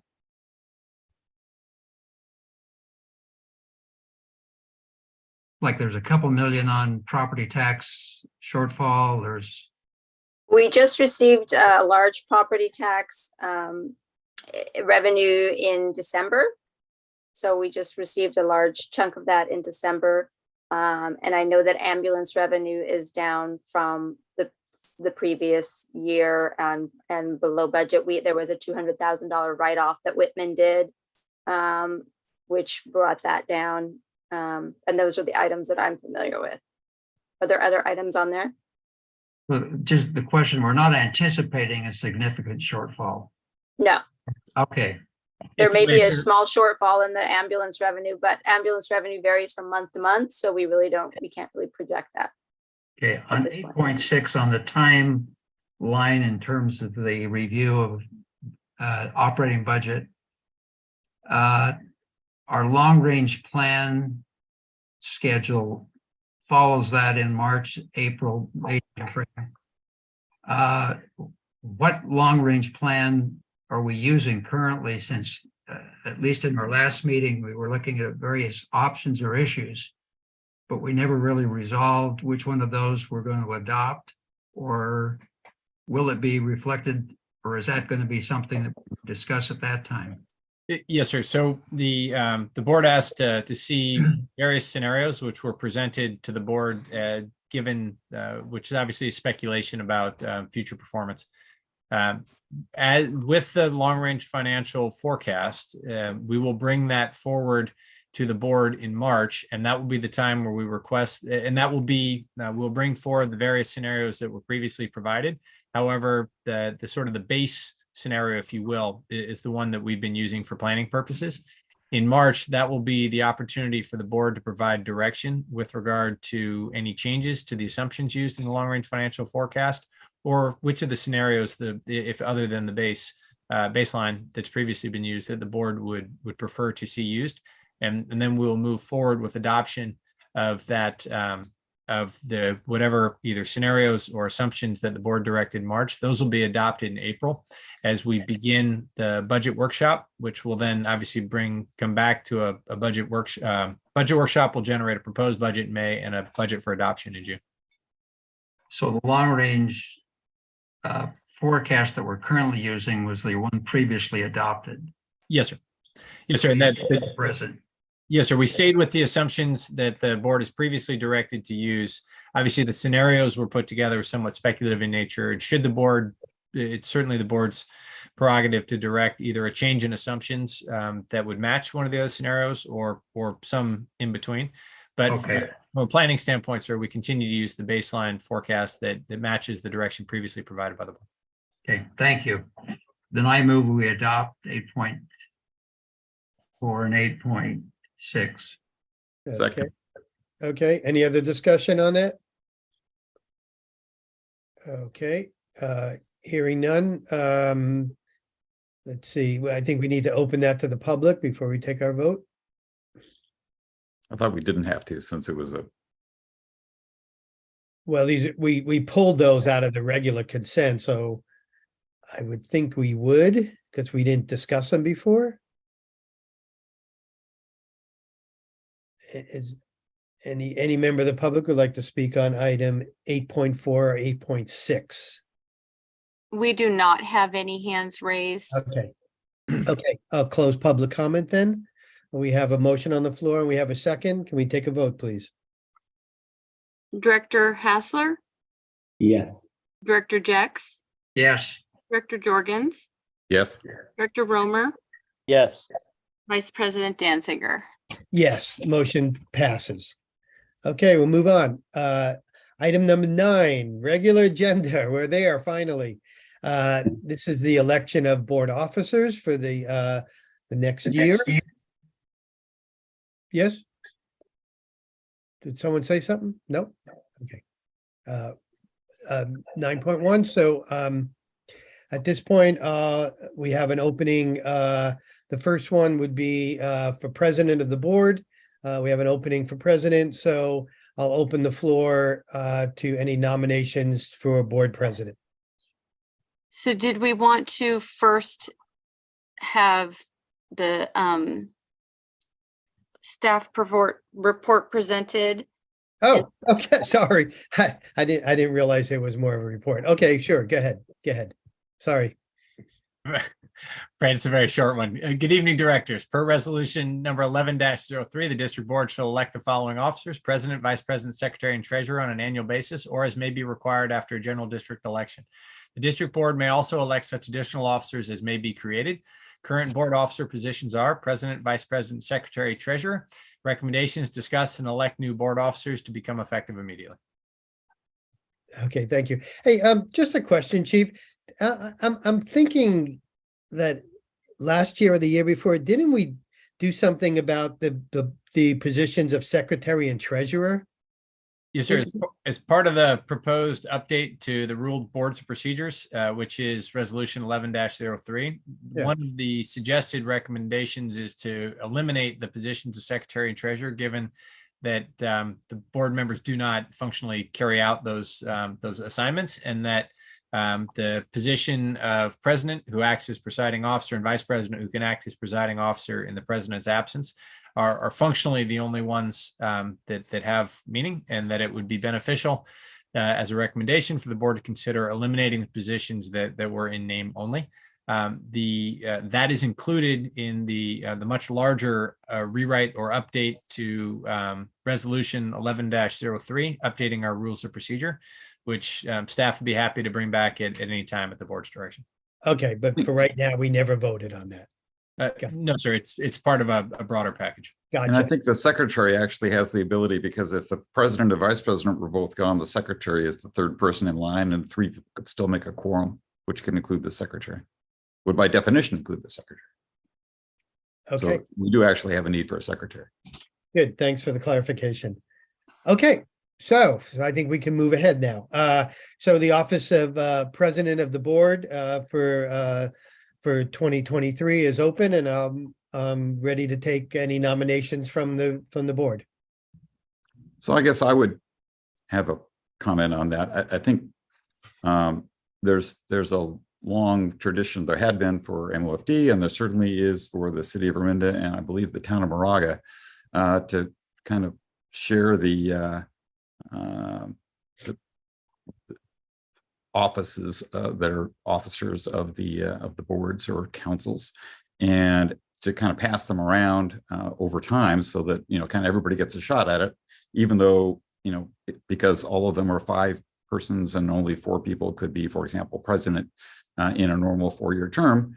At least people have tried to do that, and so my impression would be that following in that kind of a tradition, I think MOFD had done the same kind of thing. For example, I've already been a president, and I've been here 6 years, but it would seem that there are people who have been here as long as I have that haven't been president yet. And so I would think that a reasonable way to do that is to have the people who have already had that possibility not be it at this point. And certainly there's also, in my belief, the idea that people have been on the board for a while, have some wisdom and some they understand the procedures. And so I would, given all of that, believe that John Jex would be the logical person to be the president now. He's been on the board for 6 years already and hasn't had that opportunity yet. So I would nominate John Jex to be the president. This is Director Romer. I would second that nomination. I have a great deal of respect for Director Jex. I've watched him at a number of board meetings. I think he's famous for an economy of words, so that when he does speak, people listen, especially me. So I think that's a great nomination, and I second it. Okay, thank you.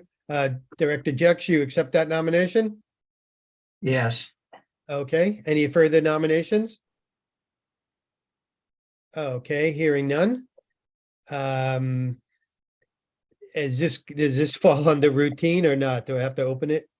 Yes, you should now open it for public Okay. comment. Okay, I'll open this item on the nomination of John Jex to be president of the board to public comment.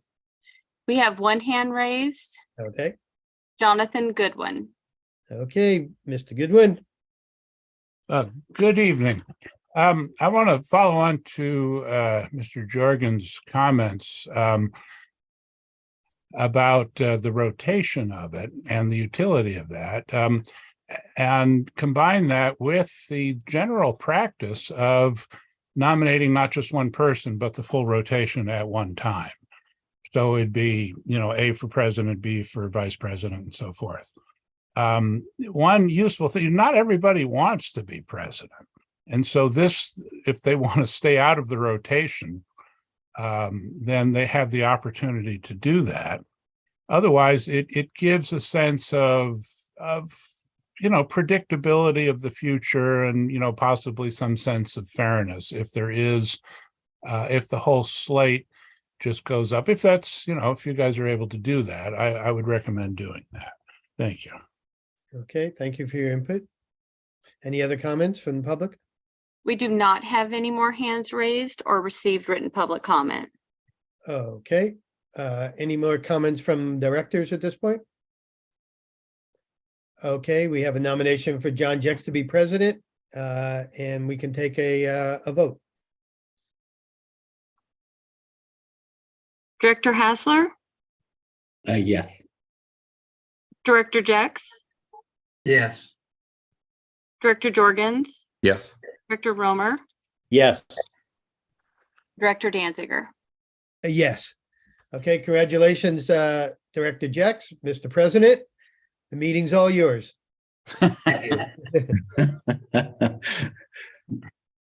Well, thank you very much for your confidence. I appreciate that.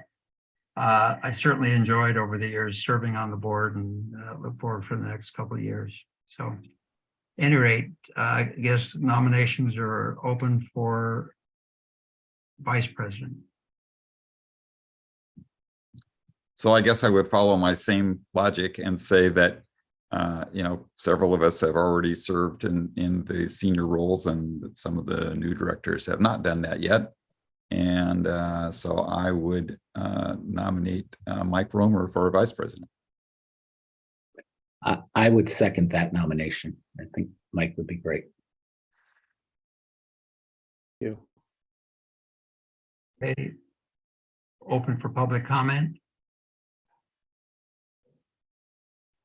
We have one hand raised, Jonathan Goodwin. Hi there. You may not remember me, but I've been on this call for a while. I just want to use this opportunity quickly to say that to reiterate something I've said 2 or 3 times before, which I think would be really helpful if the district had a little program of preparing the person who's going to run these meetings to do so. And because you do it once and then you have a month off and you've come back and do it again. It takes time, it takes skill, especially if you're, completely new. I'm thinking of the guy second in command. Even after a year, it might be a little, awkward. So my suggestion is that the board, informally or somehow or other, consider this. What kind of training is useful so that the meetings are run. Thing. I mean, and this isn't to derogate anybody. It's not easy. It's like a lot of things in the fire service. Training is useful. Thank you. Is it appropriate for me to comment on that at this point or later on? You may. Hello? Yeah, you Yes. may. Sure. I would like to say that, I read your email closely. I've listened to your comments at board members in the past. I think, Jonathan, your comments and your perspective is very thoughtful, and it's very appreciated by me, and I think by other members of the board and the public. It is my hope that we do have some specialized training. I have heard rumors to that effect, that there is in motion or in the process of some planning so that we can all be trained as to how to conduct the board meetings, since at some point in the next 4 years, it may be that, a number of us do that. And when others are absent, I'm sure that all of us will have the opportunity. I don't know whether it's appropriate for the chief to comment on that or not, but I sure hope there is some training, because I certainly could use some and I would appreciate it. Yes, sir. The district offers a board member orientation that sort of an overview of the district, and then specifically review of rules of procedure 1103 and the board roles and responsibilities to ensure that role is understood. And then further, for the director that is either the president, who we know will be the presiding officer, or director who will be filling that role, we offer in advance and shortly in advance of the meeting a review of the rules of procedure, which we've recently updated the slides Marcia is showing so that they're more prescriptive to lend itself to a more uniform following of the procedure with regard to timing of board comments, public comments, and votes. I'm also always available as a district counsel, to provide advice on parliamentary issues, et cetera, and any additional training anybody would actually like to engage in. I'm available to any of the board members. Great. Thank you. Thank you. We do not have any more hands raised or received written public comment. Okay, could we have a vote So we're going to on the vice president nomination? I think it was motion was made and seconded. Director Hassler, Yes. Director Danziger, I'll abstain. Director Jorgens, Yes. Director Romer, Yes. President Jex. Yes. I think then we have nominations for secretary I have treasurer next. or treasurer. Which one's the more senior one? I thought the secretary was the third one in line. Now, generally, secretary is viewed as the fourth one in line. Is that what our procedures say is the third person in line in case the vice president is not there? I don't think so. I don't think that's how it works. Let's see. Hang on.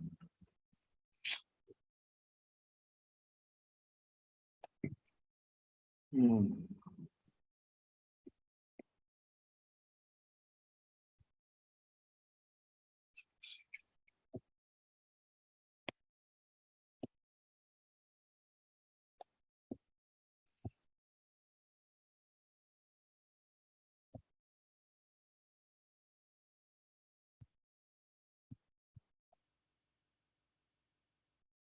In the absence of, 1103, item 3.1, presiding officer. The board president shall be the presiding officer, also referred to herein as chair at all meetings of the district board. In the absence of the board president, the board vice president shall preside. In the absence of both the president and both the board president and the board vice president, the district board secretary shall act as the presiding officer to serve until the arrival of the board president or board vice president or until adjournment.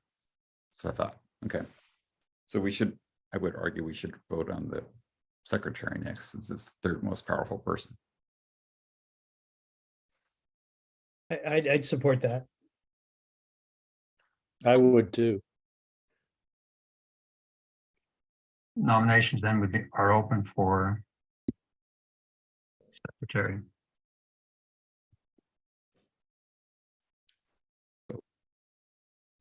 I'll keep going. Back to my logic, bunch of us, if this is the pecking order we're supposed to have for the, as Jonathan said, for the long term, this is going to cycle through all of the new folks basically, before we get back to having people serve again. So I would argue that Greg Hassler should be the secretary. I will second that.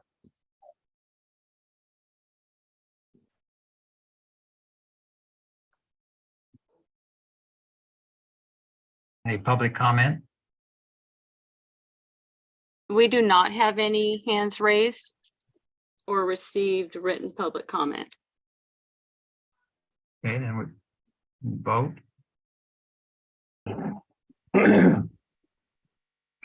Director Hassler, Yes. Director Danziger, Abstain.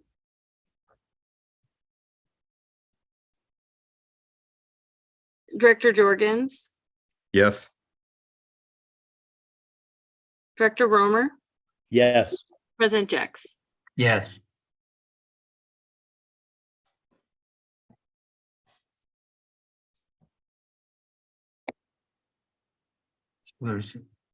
Is that complete the voting, or is there?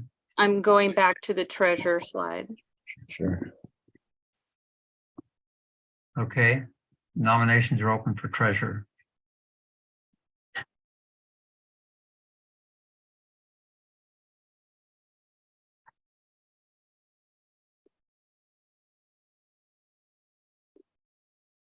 What if we don't nominate anybody?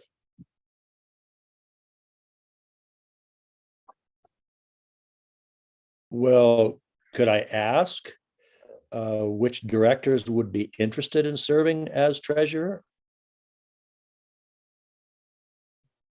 Is that an appropriate question for one of the directors to inquire about? Sure.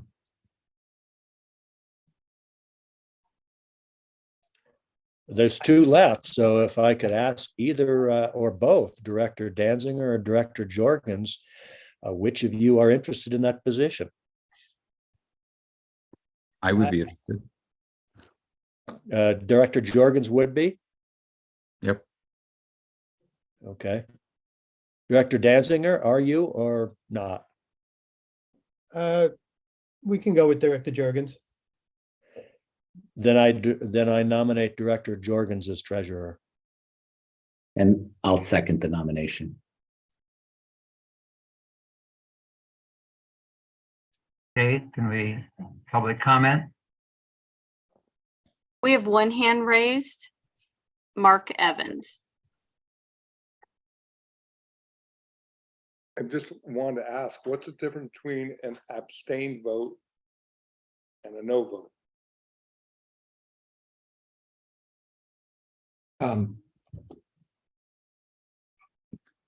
So, I mean, an abstain vote, there is a no vote is obviously, this is not a yes, no, this is an election. But if a person abstains and there's only one person nominated, it simply means that they're not voting, effectively not voting at all. So they're not counted if you're counting the number of people who voted, you need 3 people basically to vote. So they're essentially not counted in that total, if that helps.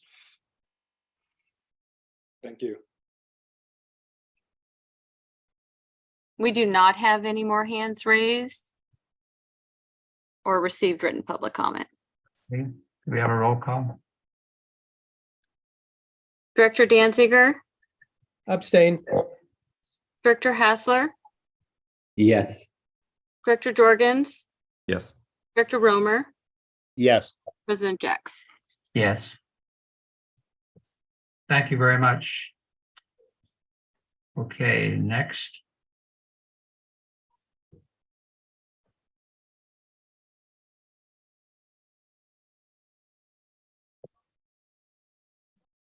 Good evening, directors. This item is the review of standing and ad hoc committees to approve and or dissolve the committees for 2023.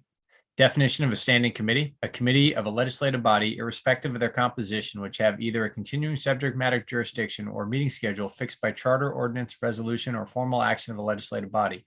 Even if comprised of less than a quorum of the governing body, a standing committee is subject to the Brown Act.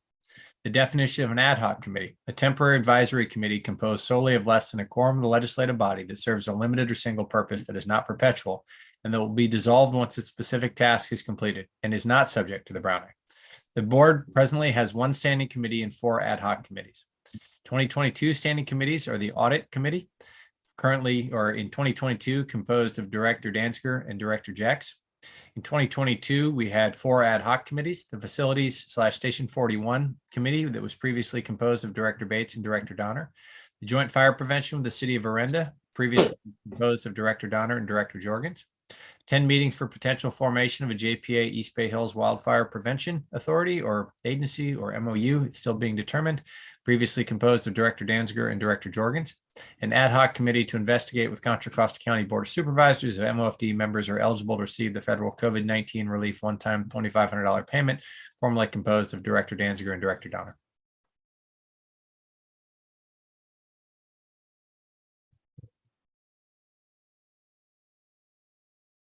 Just to open up for anyone who would be interested in any of the committees that they'd like to serve on. Well, can I ask a quick question first? So on, for example, the audit committee, I know there are challenges with, because first off, you don't really want to have audit committee meetings be public. I mean, that's sort of the whole purpose that, they're to ask your auditor questions. So is there any way to have 3 board members on an audit committee? How do you transition? Because, there is knowledge that they have that they would, whoever's on it today would want to share with others. Is there an easy way to do that? I think you could have 3. But then doesn't it have to have public meetings? Yeah, well, We've had a public meeting in the past. Yeah, so I mean, to be clear, anytime you've got 3 members, you got a quorum. So by definition, it doesn't matter what the subject matter is. It would have to be open. As long as the subject matter is within your jurisdiction, which obviously we would be. Normally, an audit committee should have someone who's familiar with finance, accounting. Director Steve and I have served on it, I think, for the last 2 years. Yeah, and just so you know, I mean, so the reason there were arguments made, and they're good arguments for why this could be an ad hoc committee, but the problem is that obviously the audit is a recurring thing and it's a recurring committee. And so the concern was that because it's a recurring committee, that it really is not an ad hoc committee. Yeah. But it doesn't matter. Even if it's ad hoc, it's got 3 people, it still has the same problem. Doesn't matter. Yeah, in that case, it could be ad hoc or not ad hoc. You'd have to, and yeah, no, I mean, you can't really do that. Yeah, as President Jeck said, we've been on the committee for at least the last 2 years. I've learned a lot from Director, now President Jex. I'm ready to move off that committee and let somebody else learn. I don't know if Director Jex wants to continue on that committee, but he was invaluable to me to learn a lot about the audit. So. If someone else wants to serve, it's fine with me. I would be happy to serve on the committee. I'm a CPA is my background. I'm happy to serve on it, and it would be good to learn from Director Jex because of his familiarity, as well as Director Danziger, what he can share as well would be helpful. So I guess the question, John, maybe is there a way that we can have some sort of a reasonable handoff? Even if, for example, if Director Jex wasn't going to be on it, but Director Hassler would be on it, is there a way to have and we could leave Director Danziger on there then? Sure, if I may, just to get us back on track, that item 9.2 is the formation or dissolution or extension of our committees. Item 9.3 is the nomination of who serve on them. Okay. Sorry. Never mind. We're way ahead. We're out of line. Could you have a list of the committees you can put back up there or someplace that because you said them verbally, I just don't see a list of them right here. Yes, I can, give me a moment and I can pull them up. Thank you. And You have to have an audit committee, so she's pulling those up. Yes, sir. So the standing committee, the audit committee, is certainly our staff recommendation would be to extend that one. The facilities committee, at Station 41 absolutely makes sense to be extended given the ongoing nature of that project. I believe that we've committed to continuing to participate in the joint fire prevention meetings with the city of Orinda, so that certainly would make sense. The JPA East Bay Hills wildfire prevention, that project is largely drawing to a close, and I think that committee could be allowed to be dissolved and could then be reformed at a later date should that project pick up more steam. And then I deferred Director Danziger with regard to progress made by the ad hoc committee to investigate the Contra Costa County Board of Supervisors COVID-19 relief payments, about whether or not that committee has either completed its work or has a need to be extended. That would need to be extended. So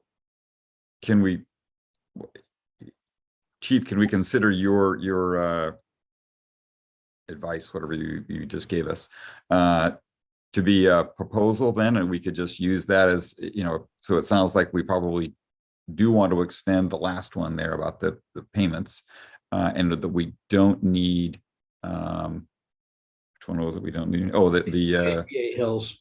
Yeah, exactly. So I would propose that we follow what the chief just said as his recommendation and only eliminate the JPA discussion one and continue all the rest of them. I'd support that. We need to vote.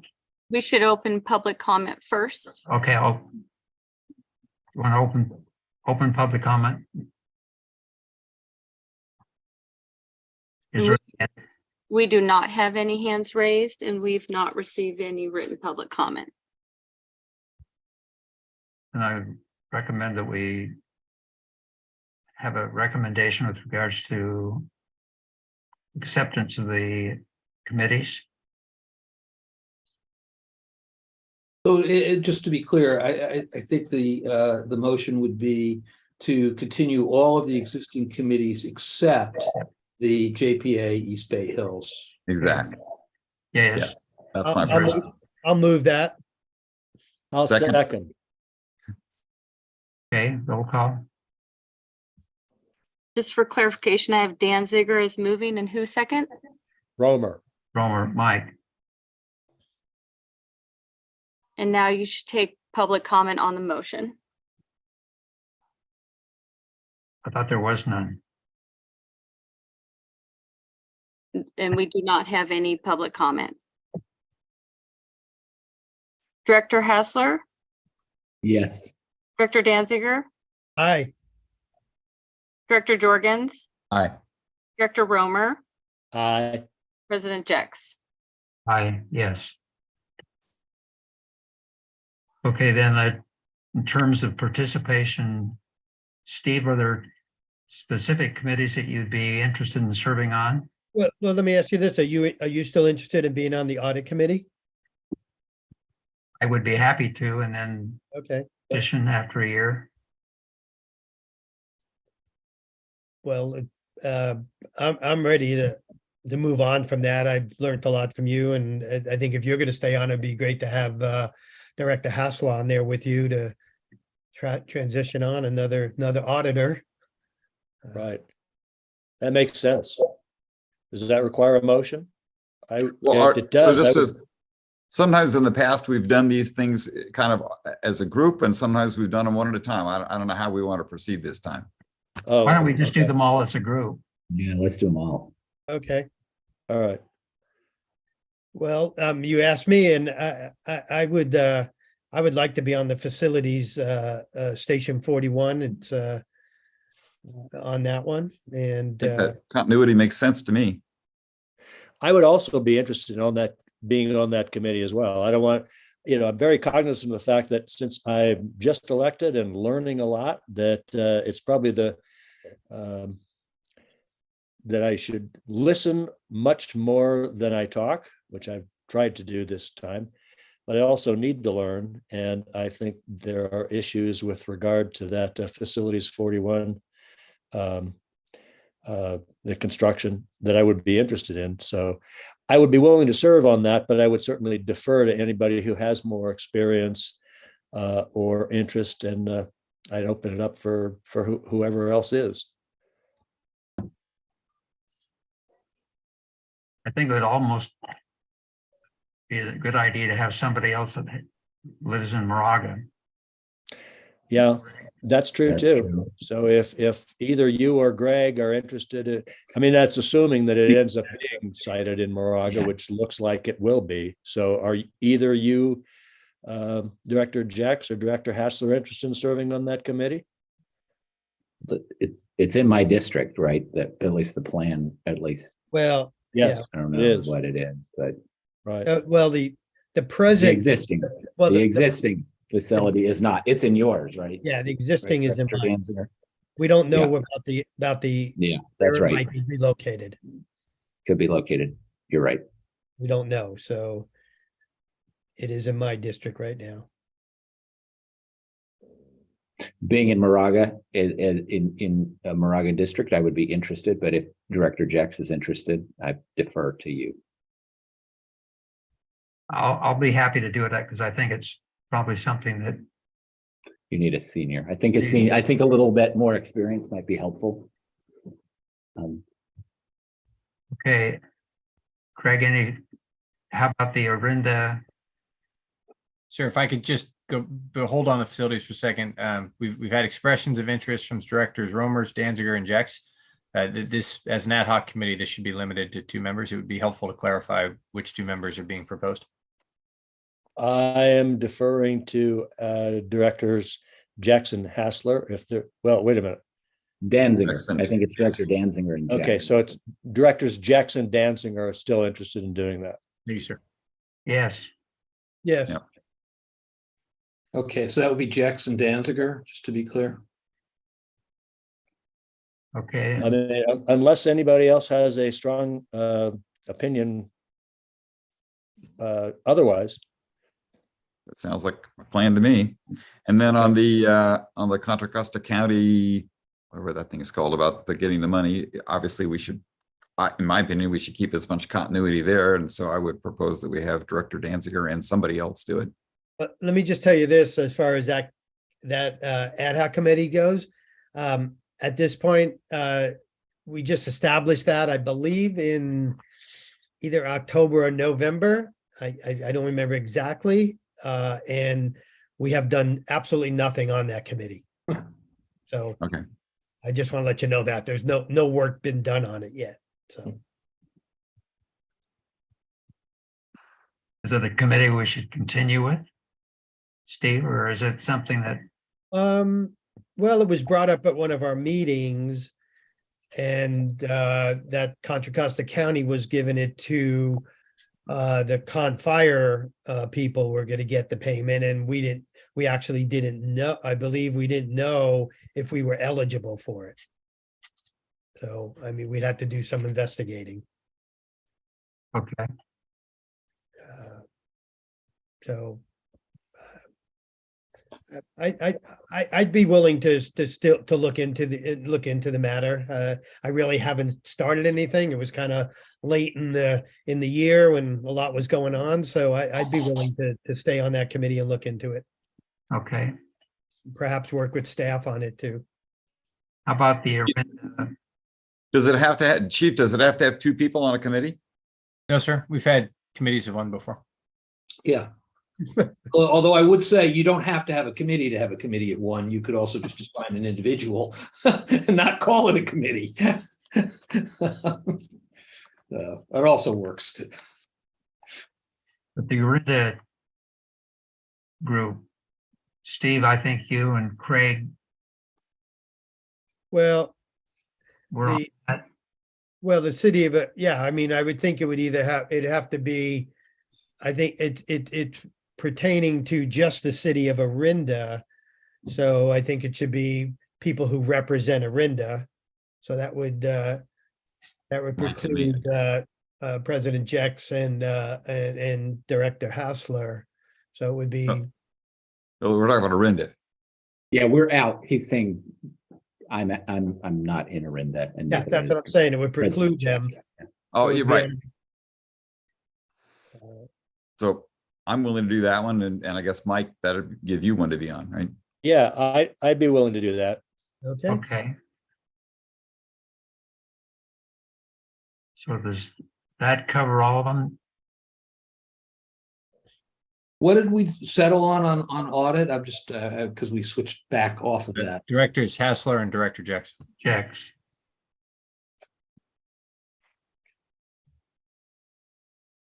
And we have one on the COVID relief which is Danziger. Danziger. Okay.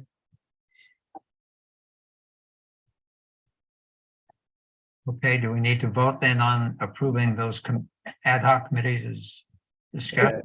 And before For all the the committees. before the vote, you should open public comment. Okay, Jacob Arola.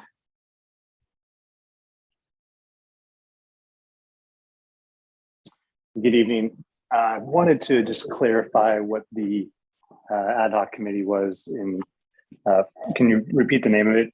The Contra Costa, I can't zoom in on it there. It's the committee to investigate the board of supervisors.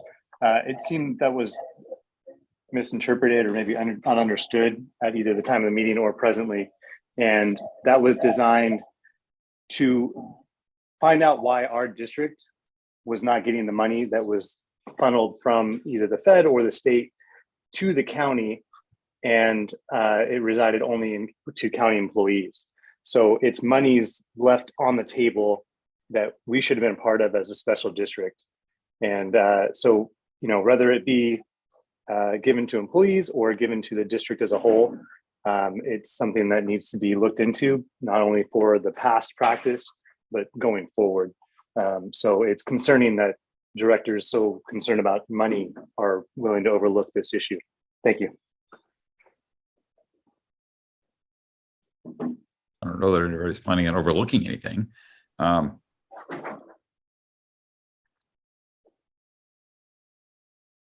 Was this something that Gloria Ann should be following up with? No, sir. As this was established under item 6.5 at the October 19th, 2022 meeting, the staff report is included in the chat. Staff has run this to ground to agree that it was possible, as we discussed in October when this committee was established. This will require elected official to elected official engagement to move forward. Hence the rationale behind establishing the ad hoc committee. Well, if we, should we add a little more heft to it then, just so that we have two people instead of just one? I mean, is that not going to theoretically do any good? I would have to defer to the director, sir. I'd say it couldn't hurt. I mean, the way I would probably go forward is we would contact our representatives, Supervisor Anderson probably, and go from there. Can't hurt. Well, Director Hassler, would that make sense to have you help with that? I'm maybe? happy to be on that. I'm happy to work. Yeah, I'm happy to be on that committee. Okay.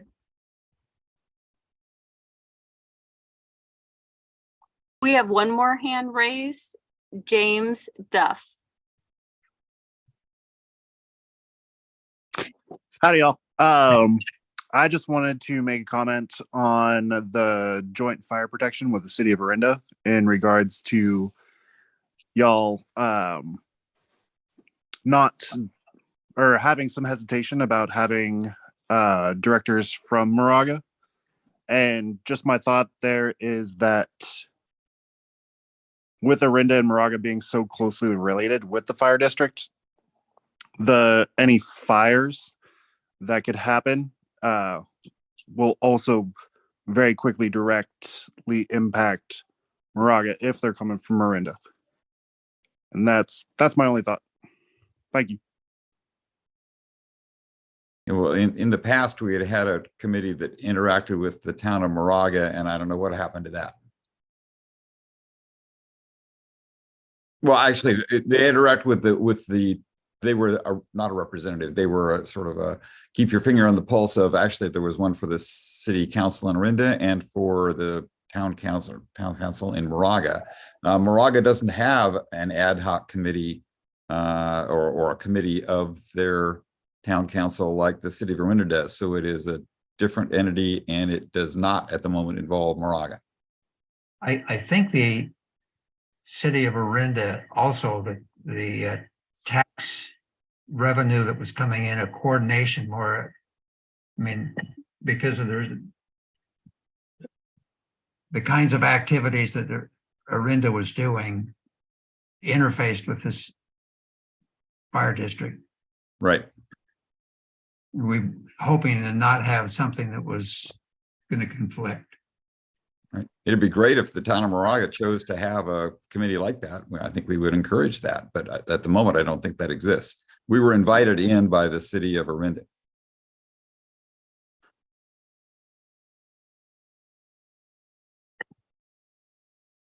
We have one more hand raised.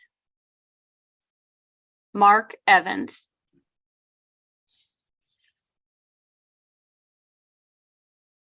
Hey, welcome, James. This is Mark Evans. Welcome to the city of Orinda working there. Just to clarify, it is Measure R funds that are focused solely on spend by sales tax of the city of Orinda. I believe it's very appropriate to nominate directors to work closely with the city of Orinda. The city of Orinda asked for that sort of engagement with the board of directors. So I think it's appropriate to select two that are fully representing Orinda districts. Thank you. We do not have any more hands raised. We're ready then to make a motion. Well, I move that we select the slate of directors that we had that Marcia has notes about for each of these committees. I second that. So now we should open comment on the motion. Okay. And we do not have any hands raised. Do we have a roll call then? Director Danziger, Aye. Director Hassler, Aye. Director Jorgens, Aye. Director Romer,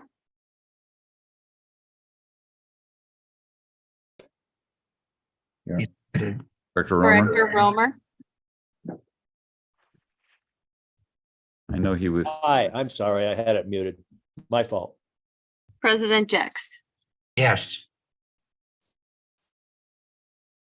And directors, there are, the board presently assigns district liaisons to 5 outside agencies. Those are the Contra Costa County Special Districts Association, the Contra Costa County Fire Boards and Commissioners Association, the Local Agency Formation Committee, otherwise known as LAFCO, the Orinda City Council, and the Moraga Town Council. I would recommend appointing liaisons to continue in those roles.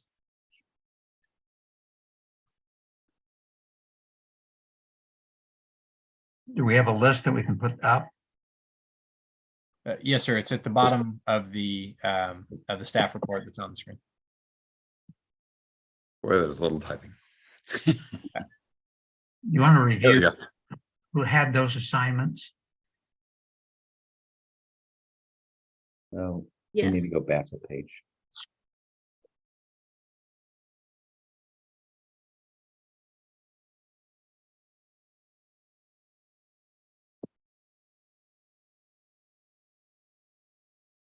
I'm going to the previous staff report.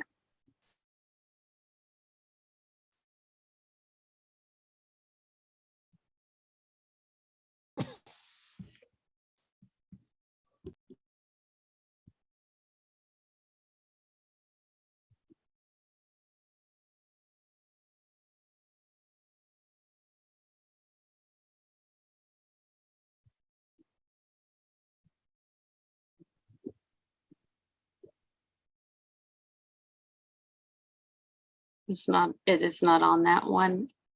I can state who was on.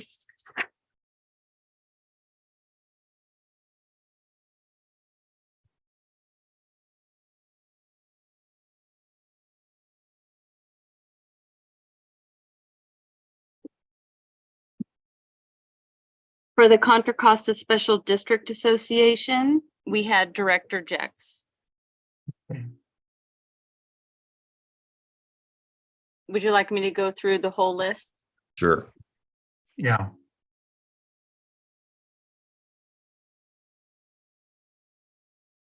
For the Contra Costa County Fire Boards and Commissioners Association, we had Director Danziger. For the Local Agency Formation Committee, we had Director Donner. Orinda City Council, Director Jorgens. Moraga Town Council, Director Jex.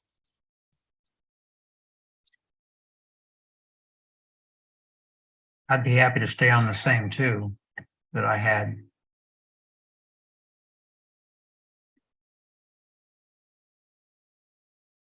I'd be happy to stay on the one I was on.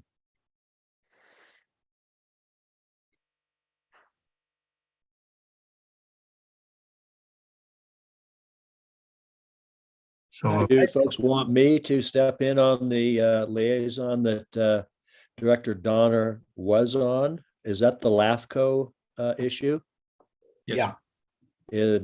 Somebody's going to have to bring me up to speed as to what specifically the function of that liaison is and which LAFCO we're talking about. But if folks want me to serve on that, I'm willing to volunteer. Director Dancer, do you want us to keep doing the Fire Districts Association? Well, yes, I will, but I do know that that association, it's my understanding that it's kind of in a hiatus right now, but I'll stay on it in case it gets resurrected and goes again. Oh. Sure. And I'm happy to do one of the, John, if there's one you want me to be on, I'm happy to do one. But if you want to stay on two, that's If fine. you'd like, you could take City of Moraga. Sure, I'd be happy to do that. Yeah, I'll just talk to you about what's been done and what I should be doing. Okay. Yeah, I can do that. Was that the full list? I think that's it. So it's Cocoa Special District Jax still. The fire, the possibly moribund Cocoa Fire Boards, Danziger, LAFCO, Romer, Orinda Council, Jorgens, Moraga Councilor, Hassler. Did I get that right? That's it. Now, do we need I to, think there were two on the Orinda Council. Yeah, did we already do the I guess we did already. Never mind. Okay, thank you. that's a Yeah, committee. we got it. Okay. Yeah, different committee. So I move that we adopt that slate of directors for those positions. I'll second.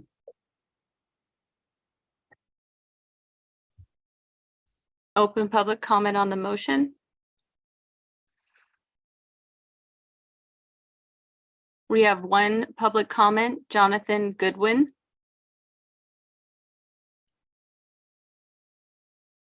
I just want to cheat a little bit here. I hope Mr. Holtzman doesn't catch me. before I'm done.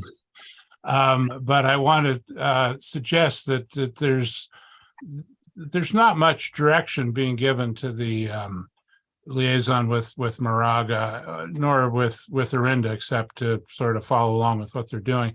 I want to suggest that the board consider at some point giving direction in terms of the forming of the fire code, which is supposed to happen this year. But I guess history shows that it doesn't matter if you kick it over to the next year. And because I think that's an important thing to coordinate between the district and the municipal bodies. It's such a weird relationship between the district and the councils. It's confused. A lot of people in the public think they have a lot of confusing ideas about who's what. And I think this would be a useful thing for the board to consider as that comes up. The chief will bring it up in due course, but I just would ask the board itself to think about interfacing with the councils along these lines that you're committing yourselves to doing in regards to the fire code, the adoption of the brand new and improved fire code, whenever that comes out. Thank you. Thank you, Jonathan. We do not have any more hands raised.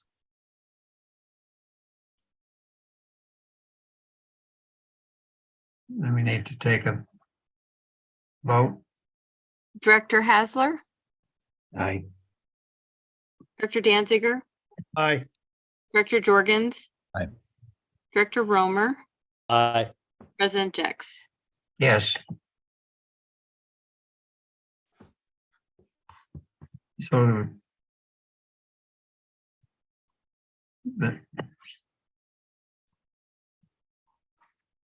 So one last item on the agenda, it looks like. that's at 9:04. Okay.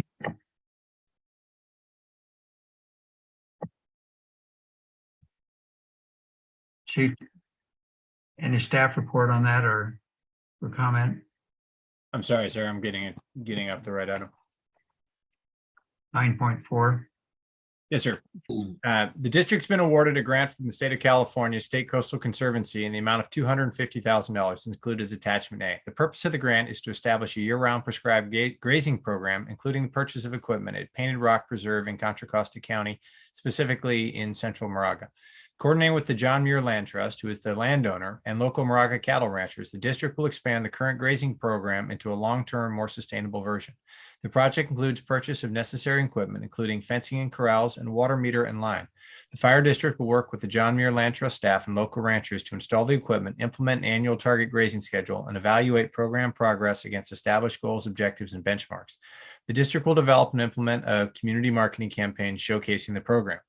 The proposed project is categorically exempt under 14 CCR section 15303 for new construction or conversion of small structures because it involves small improvements to the land, including installation of fencing. The project is also categorically exempt under section 15304, minor alterations to land, because it involves only minor alterations to the condition of vegetation through livestock grazing.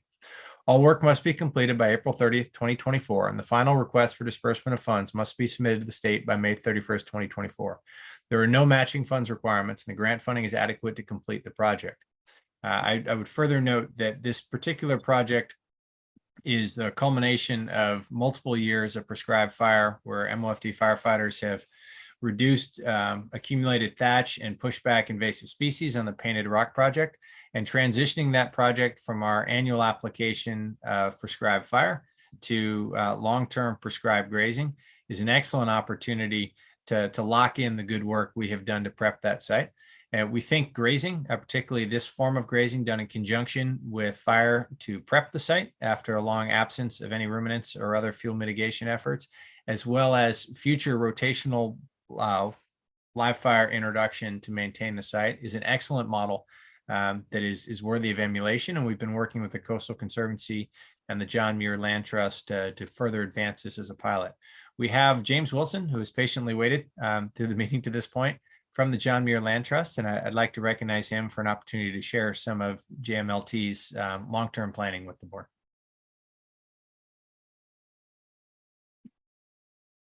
Good evening, everyone. Thank you, Moraga-Orinda Fire District Board of Directors. Thank you, Chief Winokur, for this opportunity. John Muir Land Trust is definitely looking forward to all of the wonderful practices that grazing can bring back to Painted Rock, but also our longstanding relationship with the district. Since 2019, we've been doing those wonderful controlled burns, and we've seen improvements on the land already.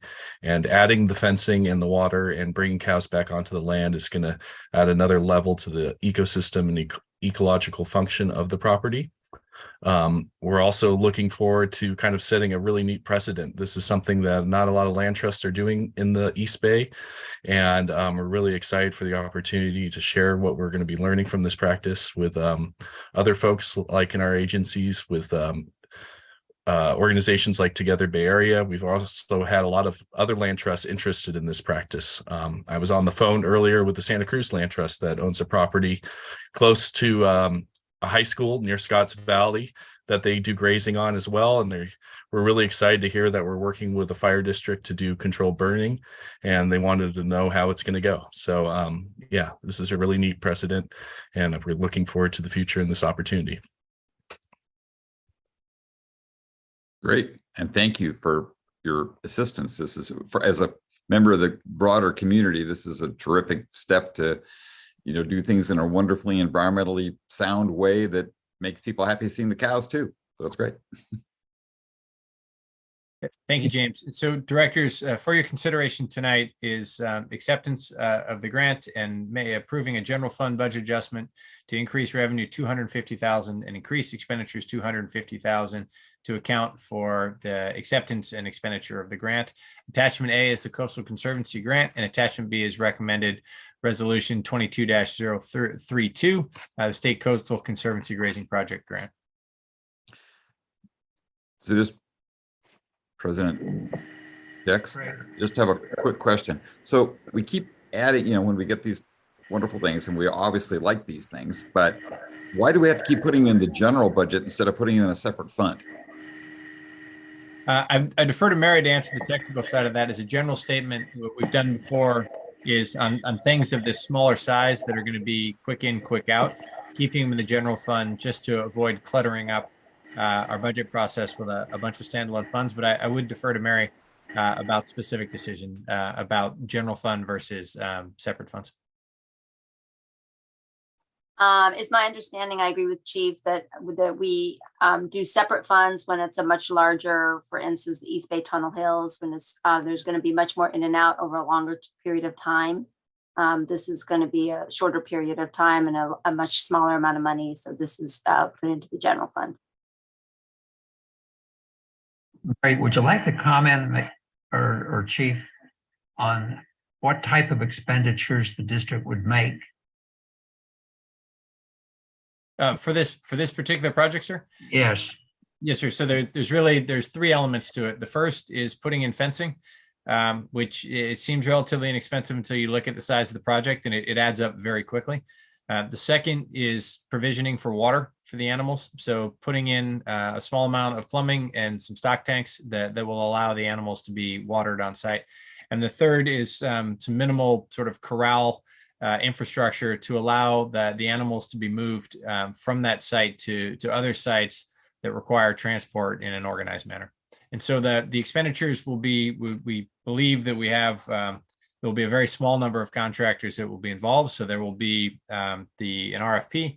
the assignment of contractors to carry out the work, the payment of those contractors, and then submission. Really, I mean, what we'll be relying on the John Muir Land Trust, who have much more experience than we do when it comes to managing these sorts of projects. We'll be relying on them as our partner to confirm that, yes, the work has been done according to the spec that we jointly developed. And then we will submit for reimbursement to the Coastal Conservancy and close out the project. Right. So Chief, we're getting $250,000. Are we saying there's not going to be any ongoing costs for this? That's going to be it? Yes, sir. This was specifically identified as an opportunity. And this is where the John Muir Land Trust has been an excellent partner. And James, thank you for being here tonight to help illustrate that partnership. So as the landowner, John Muir Land Trust has an obligation to maintain their land, and they have ongoing programs and so forth to maintain their land. This is a new parcel that they recently received, and they have an internal budget process that's designed to maintain this property as all of their others. And what this grant is doing is it's jumpstarting the process of making the infrastructure improvements that are required to get cattle back on the land, maintenance of the project, and the continuing ongoing execution be carried out by the John Muir Land Trust, potentially, this is their business, not ours, but potentially subsidized in some manner through grazing leases, which is one of the reasons we're so fascinated with cattle grazing as opposed to other types of grazings. That cattle grazing generates revenue as opposed to goats and others that are tremendously expensive as an outlay per parcel. But I see James has his hand up. He's probably far better than I to speak to JMLT's long-term maintenance efforts. Yeah, thank you, Chief Winokur. Yeah, associated with the project, as part of the conservation easement, we have an endowments associated with the property, as well as telecommunication leases. So we have internal funds coming in as revenue that goes directly towards stewardship. And Chief Winokur is correct that cattle grazing, we will be bringing in money that will go directly back into the property for stewardship needs in perpetuity for the future. And so the question is, the fire district's involvement is just setting up the property for the ability to graze in the future, and possibly maintenance of or not even maintenance of the fencing. I mean, it's who maintains the fence? GMLT will as part of their long-term effort. The fire district's ongoing role will be periodically reintroducing prescribed fire as it is beneficial to the long-term conservation management goals of that parcel by GMLT. The fire district's role at this point had to do with our ability to receive grant money, and our ability to receive grant money by viewing this as part of a prescribed grazing, and really specifically looking at the problem as prescribed grazing as a way to manage the growth and accumulation of annual fuels in the form of grass and weeds. So that's why it comes through the fire district. But the fire district's role here is simply to jumpstart long-term conservation and management efforts that will be managed by GMLT over the long term. And we are in many ways acting as a pass-through that will allow the Coastal Conservancy wildfire risk reduction funds to flow to the seasoned, experienced land manager in the form of GMLT, who knows much more about these things than we do. And the commitment is just to provide the $250 million. It's not, sorry, $250,000. Sorry, $250,000. If we don't have enough money to complete the project, what happens? Committed to the district is I defer to James with regard to GMLT's ability to if there need to be a bridge funds. We have a high degree of confidence that the available funds are sufficient to complete the project. Yeah, I would concur. And then any overage we would be absorbing as GMLT, but we're going to stay within that budget. Okay. Hey, James, I have a question. Is a project, just because I'm curious, is a project like this subject to the regulations of the town of Moraga as far as fencing and grazing and whatever irrigation, whatever else you're going to do there? It is CEQA exempt, and that was part of the original grant. The contractor that we're going to hire, we're going to go through those practices and see if we need permits and things like that to obtain, but it's generally we're replacing as is. There's currently fencing on the property, but most of it's dilapidated. So we're just going to be going through and replacing as is. Oh, okay. To that point, I think it's worth as a reminder that up until about 20 years ago, that parcel had been grazed long-term, and it had only in relatively recent time frame had fallen into a state of neglect. Steve, the areas of prescribed burns are ones that we've already done the last 2 years? Same area? Yes, sir. Well, it goes back to 2018 when we had an uncontrolled wildfire caused by late season fuel reduction.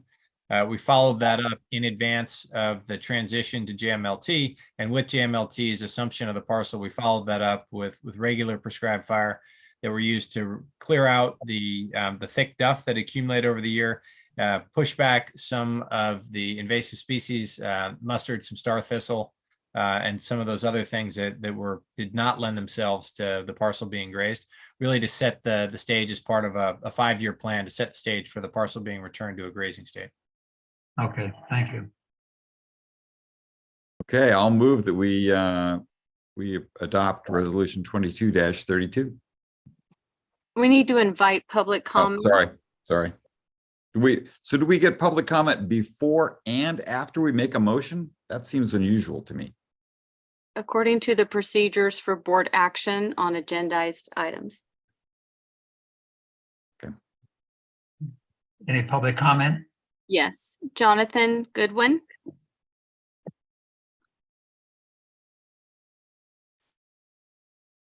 There we are. Just first, and you can take this off of my time to answer Director Jorgen's question. You didn't have public comment before and after. This is all before. Anyway, I was surprised when I saw this, that the district was getting this big grant, $250,000 grant for grazing when the district doesn't have any property. And then, I read it, obviously, and I'm not opposed to taking the Coastal Conservancy's money. I mean, they want to give it, okay, fine. But I just have this historical interest in it because it seems to me that for 2.5 centuries, which is a long time, people with cows have found places to get them grass. And they've worked it out with the landowners, and they've actually put up their own fences and, gotten their own water and figured it out and done it.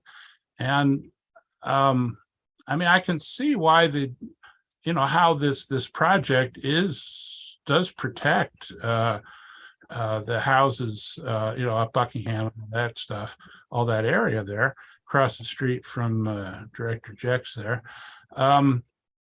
But I just want to register a little bit of surprise that the district is a broker here, where in getting this money, where the people making money off of it, which is to say the land trust and the people raising their cattle,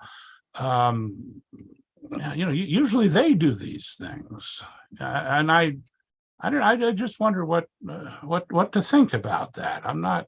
Please tell me what to think about that. Thank you.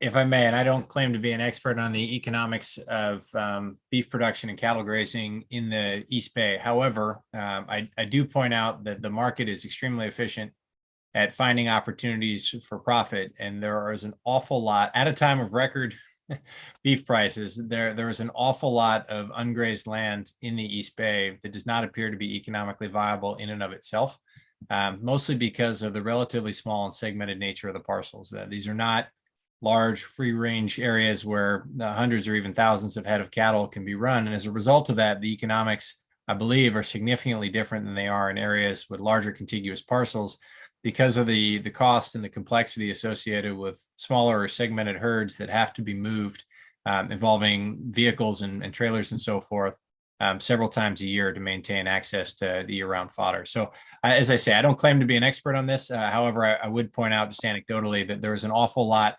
of undeveloped land that would appear to lend itself to grazing that is not being grazed. And were there an economic incentive to do so, I'm sure folks would have found a way to put cows on that land by this time. And we saw this was an opportunity to take advantage of another agency's grant-making capacity that would introduce a long-term solution to a particularly critical piece of landscape in central Moraga. Well, you know, maybe out of this deal, the district should get some beef delivered or hamburger delivered to the fire stations or something. It just seems a little quizzical to me that the district would be involved in, maybe I'm just being, you know, crotchety and old fashioned, and I kind of suspect I am, but that the district would be involved in economic negotiations of this sort just seems forward thinking. I'll just leave it at that. Thank you, Jonathan. We do not have any more hands raised. Then the motion, I guess, is in order to approve. Craig, I think you had. Yeah, Made a I motion. can make the motion. Oh, yeah, I can second it. It's been moved and seconded. And now we need to invite comments on the motion. And we do not have any hands raised. Okay, take a roll call. Director Danziger, Aye. Director Hassler, Aye. Director Jorgens, Aye. Director Romer, Aye. President Jex. Yes.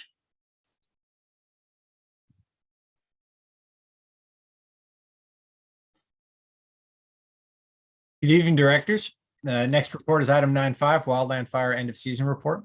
Due to favorable weather conditions and the early onset of seasonal rains, 2022 was a moderate fire season. This year, MOFD deployed members in support of the state mutual aid system throughout California and to New Mexico. These deployments included both Type 3 strike teams and single resource deployments to a variety of line and incident management team assignments. Single resource deployments included line EMTs and paramedics, safety officers, GIS specialists, division supervisors, medical unit leaders, liaison officers, and technical specialists. All of these specialties are relevant to wildfire operations in the district, and through these deployments, MOFD members gained valuable experience and qualifications recognized by the California Incident Command Certification System. This year, several members achieved a new qualification, and all deployed members maintained certification currency, which is required on a 3 to 5 year cycle. More information about the system and the combination of training experience required to achieve qualification can be found through the link to the CICCS system included in the staff report. Beginning with the Calf Canyon Fire in New Mexico in April and concluding with the Mosquito Fire in October, 22 distinct MOFD members deployed for a total of 7,719 hours or 321 person days to 7 incidents. Through these deployments, MOFD members worked in austere conditions in the face of dynamic and fast-moving fires to reduce the loss of life and property. Deployments included the Oak, Washburn, McKinney, Electra, SRF Lightning Complex, Mountain, and Mosquito incidents. Mutual aid deployments are reimbursed by Cal OES for time worked, vehicle usage, and administrative overhead fee to cover processing costs. It is important to note the staffing reimbursement pays for the deployed member or the backfill used to staff units in the districts during their absence. Year to date, MOFD has generated the following revenue: staffing $655,263, vehicle charges $80,988, and an admin fee of $238,999. Prior years with less wildfire activity have resulted in lower amounts of Cal OES reimbursement, as deployment revenue is tied to the number of hours assigned to the incidents. Below, you see a breakdown of the very volatile nature of the revenue derived from this sort of activity for 2018, 19, 20, 21, 22, and FY23, which started on July 1st. This is included for information only to make directors aware of the continued level of engagement and the financial impact, positive financial impact that continues to have on the district. As I've mentioned to the board before, it is certainly not a bad thing that this generates revenue, but the real value is in exposing our members to these dynamic, fast-paced environments on someone else's fire, so that when inevitably our large fire occurred, as has occurred in the East Bay on 2 significant occasions in the past, that our members have the slides in their tray. They have seen this before, so that they will be able to move based on experience, to anticipate fire behavior and anticipate not only the best actions they can take with regard to the wildfire, but the best actions they can take with regard to supporting PD's efforts to evacuate our community. We continue this We believe this continues to be an excellent opportunity for the district to engage and to move outside the relatively small confines of MOFD's jurisdiction to learn from others with regard to tactics, equipment, training, best practices, and establish the personal relationships that make for a well-rounded fire service career. Be happy to answer any questions the directors may. Chief, I have a question relating to staff and personnel. What percentage of our firefighters have had an opportunity to participate? What roughly? Yes, sir. So this year it was about half, 22, just slightly below half of our members. In previous years, that number has been higher. It fluctuates. One of the limiting factors this year was a very small number of strike teams. For a member to go out as a single resource, they have to have a specific set of qualifications, and those take time to accrue, and not all our members have been able to take advantage of that opportunity for a variety of reasons. When we send out more strike teams, specifically type 3 and occasionally type 1 strike teams, that opens up for a member who is, and I say this very carefully with air quotes, who is just a firefighter or engineer or captain, who doesn't have additional qualifications beyond the baseline wildland firefighter 1, firefighter 2, or engine boss that almost all of our members have. It opens opportunities for more folks to go out. In a slower year with more moderate fire behaviors such as this one, there are fewer of those opportunities. And that provides something of a cap on the ability of members to get out. There's also members who, for a variety of reasons, either internal staffing, family commitments, education, et cetera, were unable to get out during the limited times of the year that we did have wildfire activity. And the early onset of rains really cut short the fire season, which limited some of those opportunities. In prior years, we've seen as high as 75% of the members have gotten out. But this year, we're just about half, to answer your question, sir. Okay.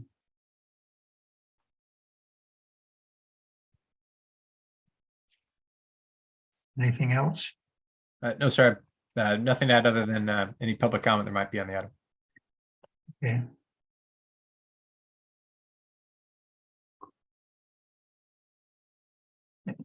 We do not have any hands raised, and we've not received written public comment. Okay.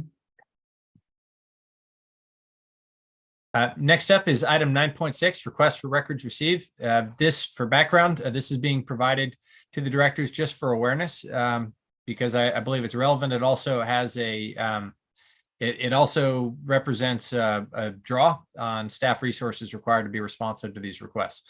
For a number of reasons, MOFD has seen an increased number of records requests. A significant portion of the increase is a result of resident requests for records associated with fuel mitigation and fire code enforcement activities. While MOFD remains committed to transparency and compliance with applicable public records law, the number of requests is noteworthy due to the significant amount of staff time required to be responsive.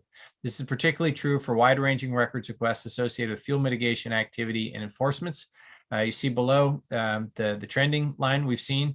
Largely ambulance incident, fire and ambulance incident records have remained very flat, as have subpoenas. However, the California Public Records Act, as I mentioned, which are primarily associated with fire prevention, we've seen a significant increase over the last several years. As I mentioned before, these can be quite exhaustive. Some of them are very broad ranging and result in a significant amount of staff time to be responsive. This item is intended for information only, just to keep the board aware of yet another avenue with which we interact with residents and the public writ large. No action is required, information only. Any questions? Yeah, this is Director Danziger. I was doing a little research on this myself, and I remember from my former career when I used to have to respond to some of these requests that where I worked that we charged. We had a fee, and I know we can. So I know I'm not asking you to respond at this point. I know it's information, but I would like to see in the future, maybe when we do our new fee schedule for the year, perhaps we incorporate some fees for complying with these type of requests. Yes, sir. Our fee schedule includes it's a cost per page on the production, but the law does not allow staff time to be charged against these.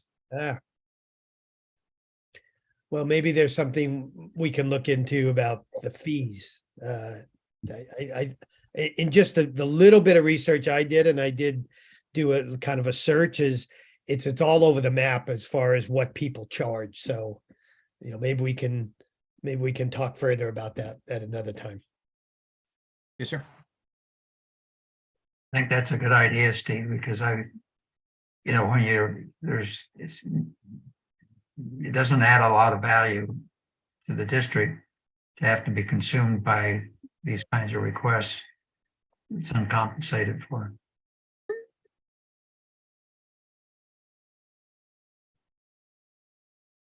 Okay.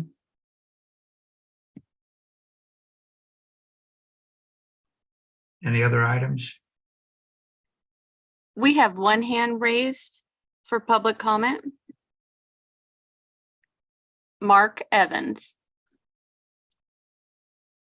Hey, Chief, is there any strategy maybe we can help you with as far as education and outreach? Maybe looking back at some of these complaints. I think a lot of it, you get complaints because people are just not familiar with your processes. I don't know, I'm not exactly sure where it is, but I guess I'm offering, if we can, the community to help you get information out to try to reduce the load on your staff. I appreciate that, Mark. I think it's actually kind of the other way. It's the folks who are submitting PRAs are generally very familiar with our process, familiar enough to be conversant around how a PRA works. And it is as they have gotten farther into the process of either a fuel mitigation complaint or a citation, that's when we start to see PRAs stop and popping up. So we've received very few, if any, that are more that are intended to shed light on the process, and they're typically from folks who are aware of the process and want to know specifically what has been done in what manner and when. Occasionally, for a variety of reasons, but one of the common themes is a sense that either a neighbor or a parcel or a particular area is receiving either favorable or more onerous attention than someone else's, and seeking to determine more information about that process. Thank you very much for the clarification. Thank you, Mark. We do not have any more hands raised or received written public comment. Next item.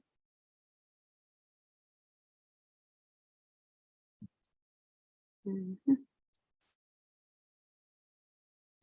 Apologies.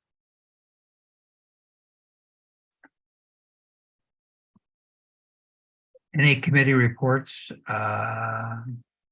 Nothing that I'm aware of. This is Director Danziger. I would just make one comment on committee report from item 10.3. We didn't have a committee meeting since last month. However, I just want to make you aware of an email that I got. I'm not sure who else got it. I think Chief Winiker got it. I don't know if Director Jorgens got it, from the East Bay Hills Wildfire Prevention and Vegetation Management Group, asking for some funding from MOFD. And so I just want to make you aware of that. They were asking for prorated, depending on the size, I believe, and it was $3,500 that they were asking for us to continue their efforts here. And I think we'll have to add that to an item later in a meeting in the future.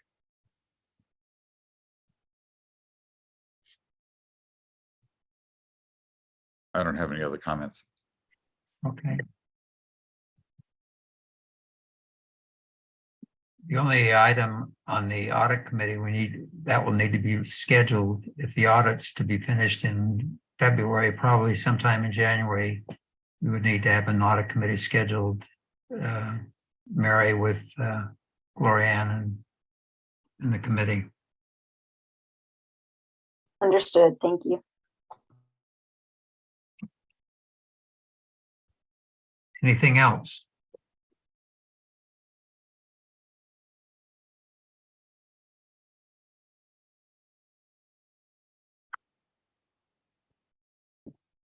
Any public comments?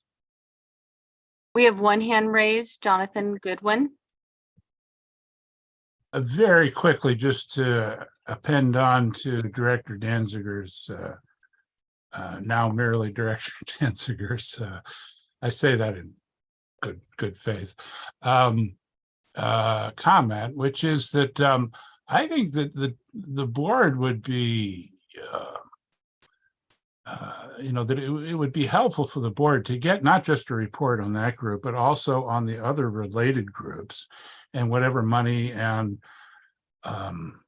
personnel time is going into them, and those being HEF and Diablo Fire Safe Council. And I just think it would help. I mean, it's these places struggling to do the right thing, and I think the district should support them, but I think directors should really understand what the scope and the situation is. I mean, they're a little fly by night in the sense that, they're kind of held together with duct tape and baling wire, to use another cliche. But again, they're trying to do the right thing. But in addition to this joint powers attempt, if you do go for finding out about that, I would suggest lumping all these things together and asking for an informative report from the chief or the fire marshal or both or whatever about what these things are and what the fire district's relationship might be to them, what might have been in the past, might be in the present, but also where it could go moving forward when these big grants run out and so on. Thank you. Thanks, Jonathan. And that concludes our public comment. Thank you.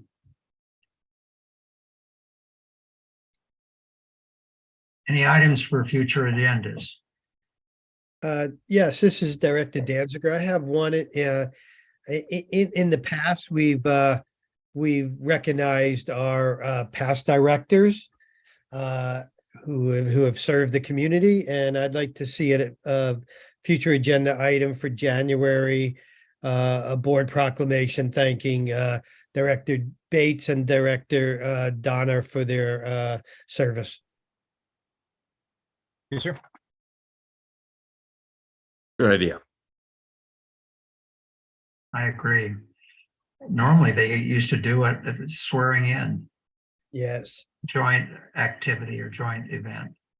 Yes, sir. One of the distinctions is previously the December meeting was largely ceremonial and held in conjunction with the holiday party. So we'll certainly agendize that and bring forward the similar proclamation we've used in the past in January. Thank you.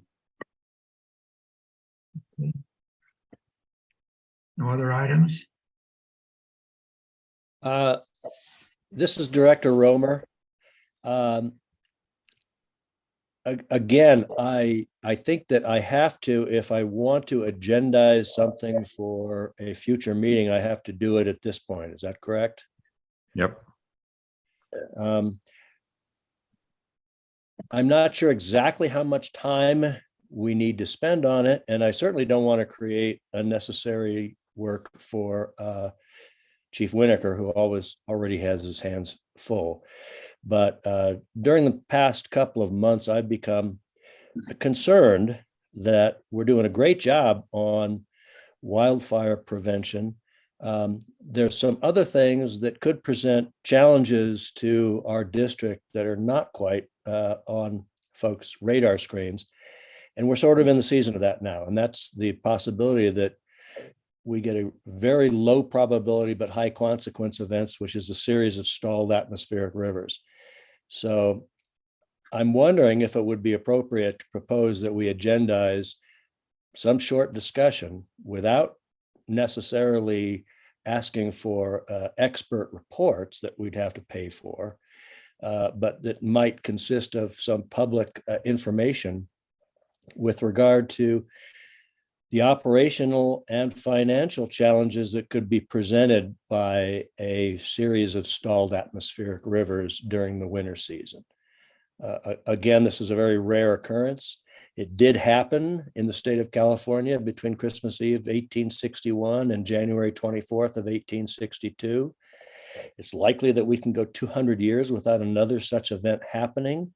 But I think in an abundance of caution, it's a good idea to make some efforts to be prepared in the event that something like that happens, rather than not to be. Do other directors think that this is something that would be an appropriate expenditure of some time at a future meeting, including the January meeting? Well, I think all you get to do is put it on the agenda as a topic that the board can then discuss whether we want to give direction to the chief. You don't get to direct the chief now. So you can put that on the agenda and we can decide what we want to do with it when it's on the agenda. Okay, then I'd like to do that. I'd like to agendize, and I could say, quote, potential operational and financial challenges posed by an excessive precipitation event over the winter season. End of quote. Great. Any other items?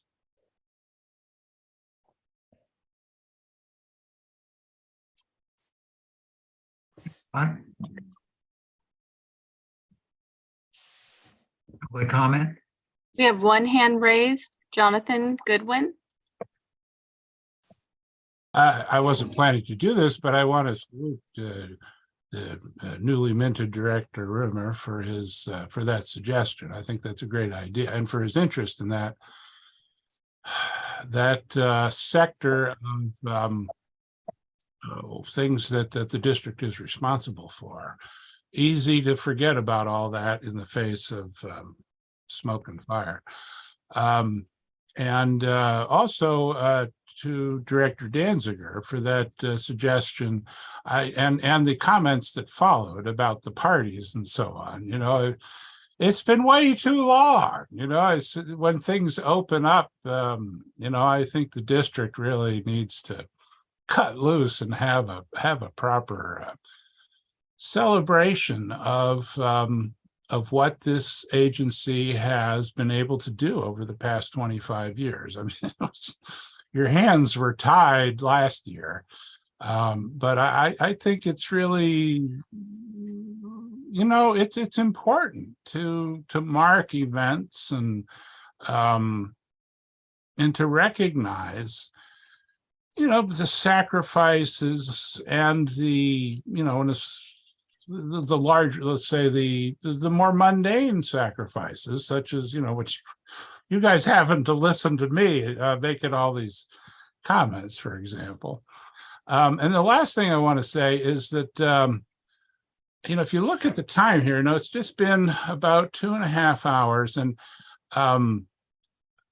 I think, you know, in honor of the two new directors, Hostler and Rumor, I think that we could have a resolution on the next meeting that no meeting henceforth should extend any longer than the 2.5 hours that this meeting took up. That would be something that I would vainly request. Thank you. Well, at least it's the longest night of the year. Yeah. Thanks for doing your part. Yeah, you're welcome.